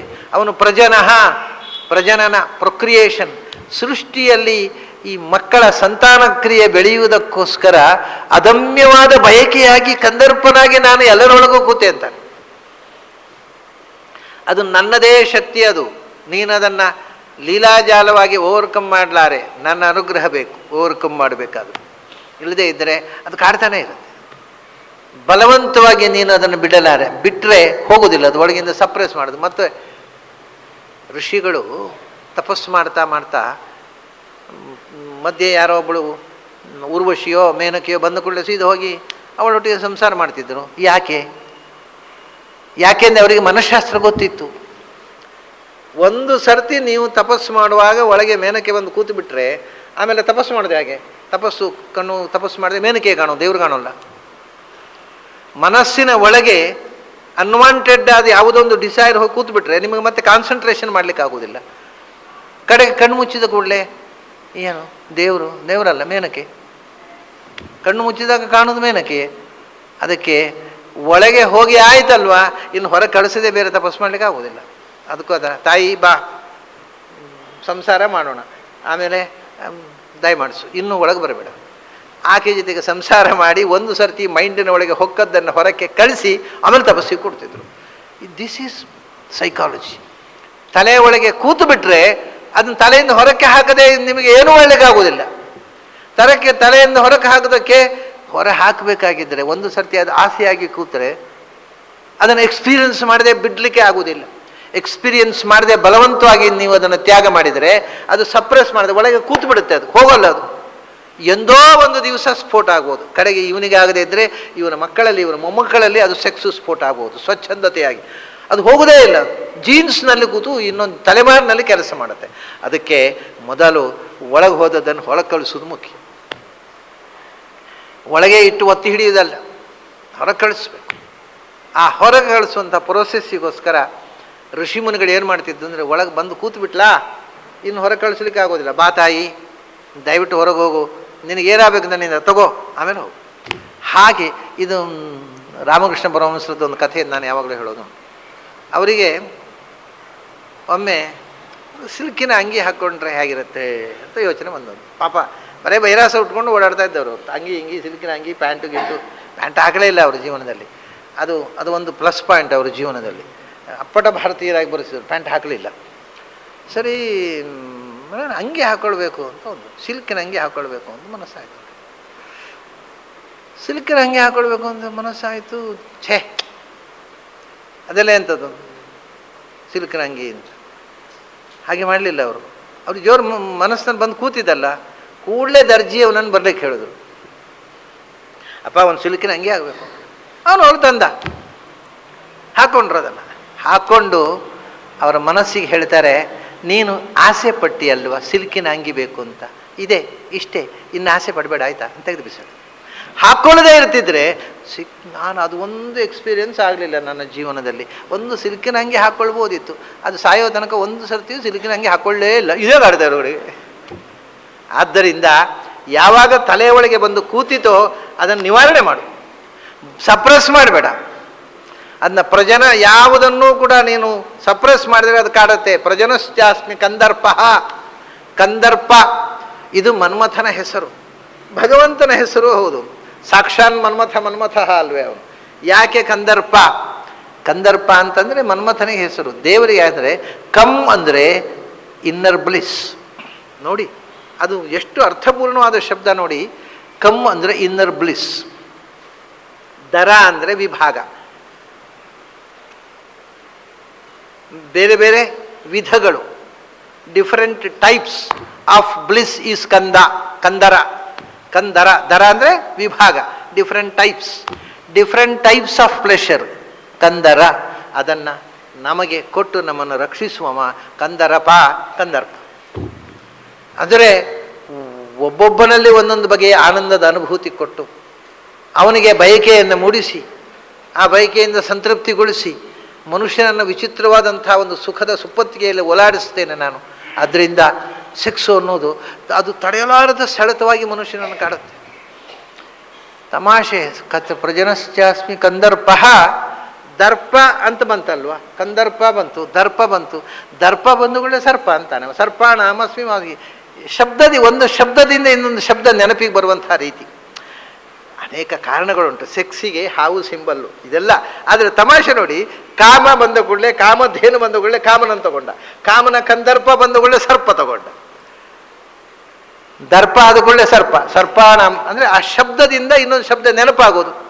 ದರ್ಪ ಹೇಳಿದ ಕೂಡಲೇ ಸರ್ಪ ನೆನಪಾಯಿತು, ಅದೇನೇ ತಗೊಂಡ. ಸರ್ಪಾಣಾಂ ಅಸ್ಮಿ ವಾಸುಕಿ, ಸರ್ಪಗಳಲ್ಲಿ ನಾನು ವಾಸುಕಿ. ಮತ್ತೆ ಸರ್ಪ ಬಂದ ಕೂಡಲೇ ನಾಗ ಬಂತು, ಅನಂತಶ್ಚಾಸ್ಮಿ ನಾಗಾನಾಂ, ನಾಗಗಳಲ್ಲಿ ಅನಂತ, ಸರ್ಪಗಳಲ್ಲಿ ವಾಸುಕಿ. ಹಾಗಂದ್ರೆ ಎಂಥದ್ದು ನಾಗ ಅಂದರೆ ಎಂಥದ್ದು, ಸರ್ಪ ಅಂದರೆ ಎಂಥದ್ದು? ಬಹಳ ಜನರಿಗೆ ನಾಗ ಮತ್ತು ಸರ್ಪದ ಡಿಫರೆನ್ಸು, ಯಾಕಂದ್ರೆ ನೀವು ಡಿಕ್ಷನರಿ ನೋಡಿದ್ರೆ ಗೊತ್ತಾಗಲ್ಲ ಅದು ನಾಗ ಅಂದರೆ ಏನು, ಸರ್ಪ ಅಂದರೆ ಏನು ಅಂತ. ಏನು ನೀವು ಇದಕ್ಕೆ ಬಂದರೆ ಸೌತ್ ಕೆನಡಾದಲ್ಲಿ ನಾಗಾರಾಧನೆ ಅಂತಿದೆ, ನಾಗಮಂಡಲ ಅಂತಾರೆ, ಸರ್ಪಮಂಡಲ ಅಂತ ಹೇಳೋಲ್ಲ. ಹಾಗಾದ್ರೆ ಎಂಥದ್ದು ನಾಗ ಅಂದರೆ ಎಂಥದ್ದು, ಸರ್ಪ ಅಂದರೆ ಎಂಥದ್ದು? ನಾಗರ ಹಾವು ಅಂತ ಹೇಳ್ತಾರೆ. ನಾಗರ ಹಾವು ಅಂತ ಕನ್ನಡದಲ್ಲಿ ಹೇಳ್ತಾರಲ್ಲ, ಅದೇ ನಾಗ. ನಾಗರ ಹಾವು ಅಂದರೆ ಹೆಡೆ ಇರುವ ಹಾವಿಗೆ ನಾಗರ ಹಾವು ಅನ್ನೋದು. ಅದೇ ನಾಗ. ಯಾವುದಕ್ಕೆ ಹೆಡೆ ಇದೆಯೋ ಅದು ನಾಗ, ಹೆಡೆ ಇಲ್ಲದೆ ಇದ್ದದ್ದು ಸರ್ಪ. ಹೆಡೆ ಇದ್ದದ್ದಕ್ಕೂ ಸರ್ಪ ಅಂತ ಹೇಳ್ಬೋದು. ಅಂದರೆ ಸರ್ಪ ಅಂದರೆ ಹೆಡೆ ಇರಬೇಕಾಗಿಲ್ಲ, ನಾಗ ಅಂದರೆ ಹೆಡೆ ಇರಬೇಕು. ಇದು ಇಷ್ಟು ವ್ಯತ್ಯಾಸ. ಅಂದರೆ ಸರ್ಪ ಅಂದರೆ ಸರೀಸೃಪ. ಯಾವುದು ಹೊಟ್ಟೆ ಹೊರಕೊಂಡು ಹೋಗುತ್ತೋ, ಎರೆಹುಳದಿಂದ ಹಿಡಿದು ಚಾರಟೆಯಿಂದ ಹಿಡಿದು ಆಮೇಲೆ ಕೆರೆ ಹಾವು, ಕನ್ನಡಿ ಹಾವು ಎಲ್ಲವೂ ಸರ್ಪ. ಸರ್ಪ ಅಂದರೆ ಸರ್ಪಣ, ಹೊಟ್ಟೆಯಿಂದ ಹರ್ಕೊಂಡು ಹೋಗುವಂಥದ್ದೆಲ್ಲ ಸರ್ಪ. ಅದರಲ್ಲಿ ಹೆಡೆ ಇರುವಂಥದ್ದು ನಾಗ. ಇಷ್ಟೇ. ಇದು ಬಹಳ ಜನರಿಗೆ ಭಗವದ್ಗೀತೆಗೆ ಅರ್ಥ ಬರೆದವರಿಗೆ ಗೊತ್ತಿಲ್ಲ ಈ ಅರ್ಥ. ಗೊತ್ತುಂಟಾ? ಭಾಳ ಆಶ್ಚರ್ಯ. ಒಬ್ಬರು ದೊಡ್ಡ ವಿದ್ವಾಂಸರು ಬರೀತಾರೆ, ಸರ್ಪ ಅಂತಂದರೆ ಒಂದು ಹೆಡೆಯ ಹಾವು, ನಾಗ ಅಂದರೆ ಒಂದಕ್ಕಿಂತ ಹೆಚ್ಚು ಹೆಡೆಯ ಹಾವು. ಎಲ್ಲಿ ನೋಡಿದ್ದವರು? ಕೆಲವೊಂದು ಅರ್ಥ ಬರೀಬೇಕಲ್ಲ ಅಂತ ಬರೆಯೋದು. ಒಂದು ಹೆಡೆಯ ಹಾವು ಸರ್ಪ. ಸರ್ಪಕ್ಕೆ ಹೆಡೆಯೇ ಬೇಡ. ಯಾವ ಕರ್ಮಕ್ಕೆ? ಸರ್ಪ ಅಂದರೆ ಸರೀಸೃಪ. ಸಿಂಪಲ್ ಇದು. ಅದರ ಎಟಿಮಾಲಜಿ ಯೋಚನೆ ಮಾಡಲಿಲ್ಲ. ಭಾರಿ ಹೆಸರು ಹೇಳೋದಿಲ್ಲ ನಾನು, ಯಾಕಂದರೆ ಭಾರಿ ದೊಡ್ಡ ವ್ಯಾಖ್ಯಾನಕಾರರು, ಬಹಳ ದೊಡ್ಡ ಅಖಿಲ ಭಾರತ ವ್ಯಾಪ್ತಿಯ ವಿದ್ವಾಂಸರು. ಅದರಿಂದ ಹೇಳಿಬಿಟ್ರೆ ಆಘಾತ ಆಗುತ್ತೆ ನಿಮಗೆ, ಅದು ಬೇಡ. ಸರ್ಪ ಅಂದರೆ ಒಂದು ಹೆಡೆಯ ಹಾವು ಅಂತ ಬರೀತಾರೆ. ಸರ್ಪಕ್ಕೆ ಹೆಡೆಯೇ ಬೇಕಿಲ್ಲ, ಸರೀಸೃಪ ಎಲ್ಲವೂ ಸರ್ಪ. ಅದು ಎಲ್ಲಿ ತನಕ ಸ್ವಲ್ಪ ಮಹಾಭಾರತ ಕಥೆ ಹೋದರೆ, ಮಹಾಭಾರತದಲ್ಲಿ ಒಂದು ಈ ಕೆರೆಯಲ್ಲಿ 2 ತಲೆಯ ಆಕಾರ ಇರುವಂತಹ ಒಂದು ಕೆರೆ ಹಾವು, ನೀರು ಹಾವು ಇರುತ್ತೆ. ಆ ನೀರು ಹಾವಿಗೆ ಡುಂಡುಬ ಸರ್ಪ ಅಂತ ಕರೆದಿದ್ದ. ಅದನ್ನ ಸರ್ಪ ಅಂತ ಆಗ್ಬೇಕಾದ್ರೆ ಹೆಡೆ ಇರುವುದೇ ಬೇಡ. ಇದು ಕಾಮನ್ ಸೆನ್ಸು. ಕೆಲವರು ನೋಡಿ ಎಷ್ಟು ದೊಡ್ಡವರು ಜಾರ್ತಾರೆ. ಒಂದೊಂದು ಸಂದರ್ಭದಲ್ಲಿ ಒಂದು ಸಣ್ಣವರು ಜಾರಿದ್ರೆ ಸಣ್ಣದಾಗಿ ಜಾರ್ತಾರೆ, ದೊಡ್ಡವರು ಜೋರಾಗಿ ಜಾರಿಬಿಡ್ತಾರೆ. ಅದು ಭಯಂಕರ. ಅದು ನಿಜವಾಗಿ ಸರ್ಪಕ್ಕೆ ಹೆಡೆ ಬೇಡ. ಸರ್ಪ ಅಂದರೆ ಸರೀಸೃಪ, ನಾಗ ಅಂದರೆ ಹೆಡೆ. ಸರೀಸೃಪಗಳಿಗೆಲ್ಲ ವಾಸುಕಿ ರಾಜ. ಅದರಿಂದ ಸರ್ಪಾಣಾಂ ಅಸ್ಮಿ ವಾಸುಕಿ. ಆದರೆ ಹೆಡೆ ಇರತಕ್ಕಂಥ ಹಾವುಗಳಿಗೆ ಯಾರು? ಶೇಷ ರಾಜ. ಅನಂತಶ್ಚಾಸ್ಮಿ ನಾಗಾನಾಂ. ವಾಸುಕಿ 6ನೇ ಜನರಲ್ ಎಲ್ಲ ಸರ್ಪಗಳಿಗೆ. ಶೇಷ ಹೆಡೆ ಇರುವ ಹಾವುಗಳಲ್ಲಿ ಅತ್ಯಂತ ಶ್ರೇಷ್ಠ. ಭಗವಂತನ ಹಾಸುಗಿಯಾಗಿ ಬಲರಾಮನಾಗಿ ಬಂದವ, ಲಕ್ಷ್ಮಣನಾಗಿ ಬಂದವ, ಭಗವಂತನ ಸದಾ ಅಂತರಂಗದ ಹಾಸುಗಿಯಾಗಿರತಕ್ಕವ, ದೊಡ್ಡ ದೇವತಾ ಶಕ್ತಿ. ಅದು ಹೆಡೆ ಇರುವ ಹಾವುಗಳಿಗೆಲ್ಲ ಮೂಲ ಶಕ್ತಿ. ಅದು ಅನಂತಶ್ಚಾಸ್ಮಿ ನಾಗಾನಾಂ. ವರುಣ ಯಾದಸಾಮಹಂ. ಹಾವು, ಸರ್ಪ, ಸರೀಸೃಪ ಬಂದ ಕೂಡಲೇ ಕಾಲಿಲ್ಲದೆ ಹರ್ಕೊಂಡು ಹೋಗುವಂಥ, ನೆಲದಲ್ಲಿ ಹರ್ಕೊಂಡು ಹೋಗೋದಂತ ಕೂಡಲೇ ನೀರಿನಲ್ಲಿ ಹರ್ಕೊಂಡು ಹೋಗೋದನ್ನು ಶುರು ಮಾಡಿದ ಕೃಷ್ಣ. ಅದು ಒಂದರಿಂದ ಒಂದು ಲಿಂಕು. ನೀರಿನಲ್ಲಿ ಹರಿಯುವ ಪ್ರಾಣಿಗಳು ಯಾವುದು? ಯಾದಸ್ಸು ಅಂದರೆ ಜಲಚರ ಪ್ರಾಣಿಗಳು, ಮೀನು, ಮೊಸಳೆ ಎಲ್ಲ. ನೀರಿನಲ್ಲಿ ಹರಿಯುವ ಪ್ರಾಣಿಗಳಲ್ಲಿ ಶ್ರೇಷ್ಠ ಯಾವುದು? ನೀರಿನಲ್ಲಿರುವ ಪ್ರಾಣಿಗಳು ಯಾವುದು ಹೇಳೋದಿಲ್ಲ ಅವರು, ಅದು ಮುಂದೆ ಹೇಳ್ತಾನೆ. ಆದರೆ ಇಲ್ಲಿ ನಾ ಹೇಳಿದಲ್ಲ, ಅದಕ್ಕೆ ಒಡೆಯ ನನ್ನ ಶ್ರೇಷ್ಠ. ವರುಣ ಯಾದಸಾಮ. ನೀರಿನಲ್ಲಿ ಚಲಿಸುವ ಸಮಸ್ತ ಪ್ರಾಣಿಗಳ ಒಡೆಯರಾಗಿರತಕ್ಕಂಥ ವರುಣ, ಅವನಲ್ಲಿ ವಿಶೇಷ ಸನ್ನಿಧಾನ ನನ್ನದು. ನಾನು ವರುಣ. ಯಾಕೆಂದರೆ ವರುಣ ಅಂದರೆ ಏನು? ಆವರಣೋತೀತಿ ವರುಣ. ಎಲ್ಲವನ್ನೂ ಆವರಿಸಿಕೊಂಡನು. ನೀರಿನ ಆವರಣದ ಒಳಗೆ ಅವುಗಳಿಗೆ ಬದುಕು ಕೊಟ್ಟವ. ಆವರಣ, ನೀರಿನ ಆವರಣದಿಂದ ಹೊರಗೆ ಹಾಕಿ. ಈಗ ಮನುಷ್ಯ ನೀರಿಗೆ ಹಾಕಿದರೆ ಉಸಿರುಗಟ್ಟಿ ಸಾಯ್ತಾನೆ, ಮೀನನ್ನು ನೀರಿನಿಂದ ಹೊರಗೆ ಹಾಕಿ ಉಸಿರುಗಟ್ಟಿ ಸಾಯುತ್ತೆ. Fish out of water. ಅದರಿಂದ ನೀರಿನ ಆವರಣದಲ್ಲೇ ಅದನ್ನು ಬದುಕಿಸುವವನು ಆಗಿ ಆವರಣದಲ್ಲಿ ನಿಲ್ಲಿಸಿದವನು ನಾನು. ಅದರ ಒಳಗಿರತಕ್ಕಂತಹ ಪ್ರಾಣಿಗಳ ವೈಚಿತ್ರ್ಯ ಏನು? ನೀರಿನ ಒಳಗೆ ಅದ್ಭುತವಾದ ಪ್ರಪಂಚ, ಹೊರಗಿನ ಪ್ರಪಂಚಕ್ಕಿಂತ ಅದ್ಭುತ. ಅದೆಲ್ಲಕ್ಕೂ ನಿಯಾಮಕ ಶಕ್ತಿಯಾಗಿ ವರುಣ, ಜಲಾಭಿಮಾನಿ ದೇವತೆ. ಅವನು ನಾನೇ ವರುಣನ ಒಳಗೆ ಅಂತಹ ವಿಭೂತಿಯಾಗಿ ಕೂತಿದ್ದೇನೆ. ಆಯಿತು. ಯಾದಸಾಂ. ಆಮೇಲೆ ಪಿತೃಣಾಂ ಅರ್ಯಮಾಚಾಸ್ಮಿ. ಪಿತೃದೇವತೆಗಳು, ಪಿತೃಗಳು, ಅವರಿಗೆಲ್ಲ ಪಿತೃದೇವತೆಗಳು ಅಂತ ಪಿತೃಲೋಕ ಅಂತ ಒಂದಿದೆ. ಅಂದರೆ ಈ ಭೂಮಿಯಿಂದ ದೇಹತ್ಯಾಗ ಮಾಡಿ ಹೋದ ಜೀವಗಳಿವೆ ಅಲ್ಲ, ಆ ಜೀವಗಳನ್ನು ನಿಯಂತ್ರಿಸ್ತಕ್ಕಂಥ ಒಂದು ದೇವತಾ ಸ್ಪಿರಿಟ್ಸ್ ಇವೆ. ಅವುಗಳನ್ನು ಪಿತೃದೇವತೆಗಳು ಅಂತ ಕರೆಯುವುದು. ಆ ದೇವತೆಗಳಲ್ಲಿ ತುಂಬ ಜನ ಇದ್ದಾರೆ. ಅಂದರೆ ಪ್ರಧಾನ 10 ಮಂದಿ ಇದ್ದಾರೆ. ಆ ಪ್ರಧಾನ 10 ಮಂದಿಯಲ್ಲಿ ಒಬ್ಬ ದ್ವಾದಶಾದಿತ್ಯರಲ್ಲಿ ಒಬ್ಬ ಇದ್ದಾನೆ. ಅರ್ಯಮ ಶನ್ನೋ ಭವತ್, ಉಂಟಲ್ಲ, ಶನ್ನೋ ಮಿತ್ರಶ್ಯಂ ವರುಣ, ಶನ್ನೋ ಭವತ್ ಅರ್ಯಮ, ಶನ್ನೋ ವಿಷ್ಣು, ಶನ್ನ ಇಂದೋ ಪ್ರತಿ, ಶನ್ನೋ ವಿಷ್ಣು ಕ್ರಮ. ಅರ್ಯಮ ಅಂತ. ಅರ್ಯಮ ಅಂದರೆ ಆದಿತ್ಯರಲ್ಲಿ 12 ಮಂದಿ ಅದಿತಿಯ ಮಕ್ಕಳಲ್ಲಿ ವಿವಸ್ವಾನ್ ಬಂದಿದ್ದಾನೆ. ಮೊದಲು ಸೂರ್ಯ, ಆಮೇಲೆ ವರುಣ ಬಂದ. ವರುಣನ ಜೊತೆಗೆ ಹುಟ್ಟಿದವ ದ್ವಾದಶಾದಿತ್ಯರಲ್ಲಿ ಒಬ್ಬ ಅರಿಯಮ. ಅದರಿಂದ ಇಂದ್ರ ಬಂದಿದ್ದಾನೆ, ವರುಣ ಬಂದಿದ್ದಾನೆ, ದ್ವಾದಶಾದಿತ್ಯರಲ್ಲಿ ಅವರ ಸಾಲಿನ ಬಂದವ ಅರಿಯಮ. ವರುಣ ನೀರಿನ ಪ್ರಾಣಿಗಳ ದೇವತೆ, ಇಂದ್ರ ದೇವತೆಗಳ ದೇವತೆ, ಮತ್ತು ಅರಿಯಮ ಈ ಮೃತ ಜೀವಗಳ ದೇವತೆ, ಮೃತ ಜೀವಗಳ ವ್ಯವಸ್ಥೆ ಮಾಡತಕ್ಕಂಥ ಪೋರ್ಟ್ಫೋಲಿಯೋ. ಅದರಿಂದ ಪಿತೃಗಣಾಂ ಅರಿಯಮ ಚಾಸ್ಮಿ. ಒಂದು ವಿಷಯ ಏನು ಅಂತಂದರೆ, ಭಗವದ್ಗೀತೆ ಎರಡು ಹೊಸ ಸಂಗತಿಗಳನ್ನು ಈ ವಿಭೂತಿ ಅಧ್ಯಾಯದಲ್ಲಿ ನಮಗೆ ಕೊಡುತ್ತೆ. ಒಂದು, ವಾತಾವರಣದಲ್ಲಿರತಕ್ಕಂಥ ವಾಯುವಿನ ದೇವತೆಗಳಲ್ಲಿ ಮರೀಚಿ ಅನ್ನುವ ಒಬ್ಬ ದೇವತೆಯನ್ನು, ಅದು ಬೇರೆ ಎಲ್ಲಿಯೂ ಸಿಗದ ಒಂದು ಹೊಸ ಮರೀಚಿಯನ್ನು ಇಂಟ್ರೊಡ್ಯೂಸ್ ಮಾಡ್ತದೆ. ಮತ್ತು ಪಿತೃದೇವತೆಗಳು ಅಂತ ಅಗ್ನಿಶ್ವಾತ್ತ, ಬರ್ಹಿಷದ, ಸೋಮಪ, ಊಷ್ಮಪ ಇವರೆಲ್ಲ ಇದ್ದಾರೆ, ಯಮ, ಸೋಮ, ಕವ್ಯವಾಹ ಇದ್ದಾರೆ. ಇವರೆಲ್ಲರಿಗಿಂತ ಭಿನ್ನನಾಗಿ ದ್ವಾದಶಾದಿತ್ಯರಲ್ಲಿ ಒಬ್ಬನಾದ ಅರ್ಯಮನನ್ನು ಇಂಟ್ರೊಡ್ಯೂಸ್ ಮಾಡುತ್ತೆ ಭಗವದ್ಗೀತೆ. ಇದು ಭಗವದ್ಗೀತೆಯ ಒಂದು ದೃಷ್ಟಿಯಿಂದ ಕಾಂಟ್ರಿಬ್ಯೂಷನ್. ಇದು ಬೇರೆ ಗ್ರಂಥದಲ್ಲಿ ಈ ವಿವರಣೆ ಸಿಗೋದಿಲ್ಲ. ಅರ್ಯಮ ಅನ್ನುವ 12 ಆದಿತ್ಯರಲ್ಲಿ ಒಬ್ಬನಾದ ಅರ್ಯಮ, ಅವನು ಪಿತೃದೇವತೆಗಳ ನಿಯಾಮಕನಾಗಿ, ಪಿತೃಗಳಿಗೆಲ್ಲ ಮುಖಂಡನಾಗಿ, ಅವನಲ್ಲಿ ನಾನಿದ್ದೇನೆ, ನನ್ನ ಹೆಸರು ಅರಿಯಮ ಅಂತಾನೆ. ನಿನ್ನ ಹೆಸರು ಅರಿಯ ಅಂದರೆ ಏನು? ಯಾವುದು ಅರಿಯಲ್ಪಡುತ್ತದೋ ಅದು ಅರಿಯ. ಅರಿಯತೆ ಋಗತೌ ಜ್ಞಾಯತೆ ಇತಿ ಅರಿಯಂ. ಅರಿಯಲ್ಪಡುವಂಥದ್ದು, ತಿಳಿಯಲ್ಪಡುವಂಥದ್ದು, ಯಾವುದು ತಿಳಿವಿಗೆ ಎಟಕುವಂಥ ವಸ್ತು ಇದೆಯೋ ಪದಾರ್ಥ ಅಂತ ಅರ್ಥ. ಅದೆಲ್ಲವನ್ನು ಮಾ ಅಂತ ತಿಳಿದವನು. ಯಾವುದು ತಿಳಿಯಲಿಕ್ಕೆ ಉಂಟೋ, ತಿಳಿಯಬೇಕಾದ್ದುಂಟೋ ಅದು ಎಲ್ಲವನ್ನೂ ತಿಳಿದವ ಅಂತ ಅರ್ಥ ಅರಿಯಮ ಅಂದರೆ. ಮತ್ತು ಭಗವಂತನದು ಇನ್ಯಾರು? ಪಿತೃಗಳು ಆದಮೇಲೆ ಅಂದರೆ ಇಲ್ಲಿ ಡಿಪಾರ್ಟೆಡ್ ಸೋಲ್ಸ್, ಅಲ್ಲಿ ಹೋದಾಗ ಆ ಜೀವಕ್ಕೆ ಎಲ್ಲೆಲ್ಲಿ ಕಳಿಸ್ಬೇಕು ಅಂತ, ಪಾಪ ಮಾಡಿದ ಜೀವಕ್ಕೆ ಅದಕ್ಕೆ ಕೂಡಲೇ ಪಿತೃಗಳು ಏನು ಮಾಡ್ತಾರೆ, ಅರಿಯಮ ಏನು ಮಾಡ್ತಾನೆ, ಯಮನ ಹತ್ರ ಕಳಿಸ್ಬಿಡ್ತಾನೆ. ಯಮ ಸಂಯಮತಾಂ ಅಹಂ. ಯಾರು ತಪ್ಪು ಮಾಡ್ತಾರೆ ಅವರ ಸಂಯಮ, ಅವರನ್ನು ನಿಯಂತ್ರಣ ಮಾಡತಕ್ಕಂಥ ಶಕ್ತಿಗಳಲ್ಲಿ ಮೃತ ಪಾಪಿಗಳನ್ನು ನಿಯಂತ್ರಣ ಮಾಡತಕ್ಕಂಥ ಯಮನಾಗಿ ನಾನೇ ಯಮನೊಳಗೆ ಸನ್ನಿಹಿತನಾಗಿದ್ದೇನೆ. ಯಮಯತಿ, ಎಲ್ಲವನ್ನು ನಿಯಂತ್ರಿಸುವವನು ಅಂತ ಅರ್ಥ. ಹೀಗೆ ಈ ಯಮನಾಗಿ ಅವನೊಳಗೆ ನಾನೇ ಇದ್ದೇನೆ. ಅಲ್ಲಿ ಪಾಪಿಗಳ ಪಿತೃಗಳ ಪ್ರಸ್ತಾವ ಬಂದ ಕೂಡಲೇ ಪಿತೃಗಳಲ್ಲಿ ಪಾಪ ಮಾಡಿದಂಥ ಜೀವಗಳು ಯಮ. ಹೀಗೆ ಬೇರೆ ಬೇರೆ ವಿಭೂತಿಗಳನ್ನು ಕೃಷ್ಣ ಹೇಳ್ತಾ, ಇನ್ನೂ ಕೆಲವು ವಿಭೂತಿಗಳಿದೆ. ನಾವು ಇವತ್ತು ಪ್ರಾಯ 2 ಶ್ಲೋಕಗಳನ್ನು ಪೂರ್ತಿ ನೋಡಿದೆವು. ಈ ಬಾರಿ ಶುರುವಾದ ಮೇಲೆ 2 ಶ್ಲೋಕ ಆಗಿಲ್ಲ ಯಾವತ್ತು. ಭಾರಿ ದೊಡ್ಡ ವಿಸ್ಮಯ, ಅದ್ಭುತ ಸಂಗತಿಯನ್ನು 2 ಶ್ಲೋಕ ಇವತ್ತು ನೋಡಿಬಿಟ್ಟೆವು. ನಿಜವಾಗಿ ಈ ಬಾರಿ ಮುಗಿಬೇಕಾಗಿದ್ದರೆ 3 ಶ್ಲೋಕವನ್ನು ನೋಡದೇ ಇದ್ದರೆ ಈ ಅಧ್ಯಾಯ ಮುಗಿಯೋಲ್ಲ ಈ ಬಾರಿಗೂ. ಆದ್ದರಿಂದ ನಾವು ಸ್ವಲ್ಪ ವೇಗವಾಗಿ ಮುಂದುವರಿಬೇಕು. ಈ ಬಾರಿಗೆ ಮುಗಿಸ್ಬೇಕು ಈ ಅಧ್ಯಾಯವನ್ನು, 10ನೇ ಅಧ್ಯಾಯ ವಿಭೂತಿ. ಆಮೇಲೆ ಭಗವಂತನ ವಿಶ್ವರೂಪಾಧ್ಯಾಯಕ್ಕೆ ಅಣಿಯಾಗಬೇಕು. ಆದರೆ ಇವತ್ತು ನಾವು 2 ಶ್ಲೋಕಗಳನ್ನು ನೋಡಿದೆವು. ಭಗವಂತನ 2 ಶ್ಲೋಕಗಳಲ್ಲಿ ಬಂದಿರತಕ್ಕಂಥ ವಿಭೂತಿಗಳನ್ನು ನೋಡಿದೆವು. ಮತ್ತೆ ನಾಳೆ ಸೇರಿದಾಗ ಮುಂದಿನ ಭಾಗವನ್ನು ನೋಡೋಣ. ಅಲ್ಲಿ ತನಕ ನಿಮಗೆಲ್ಲ ಅಭಿನಂದನೆಗಳು ಮತ್ತು ಅಭಿವಂದನೆಗಳು.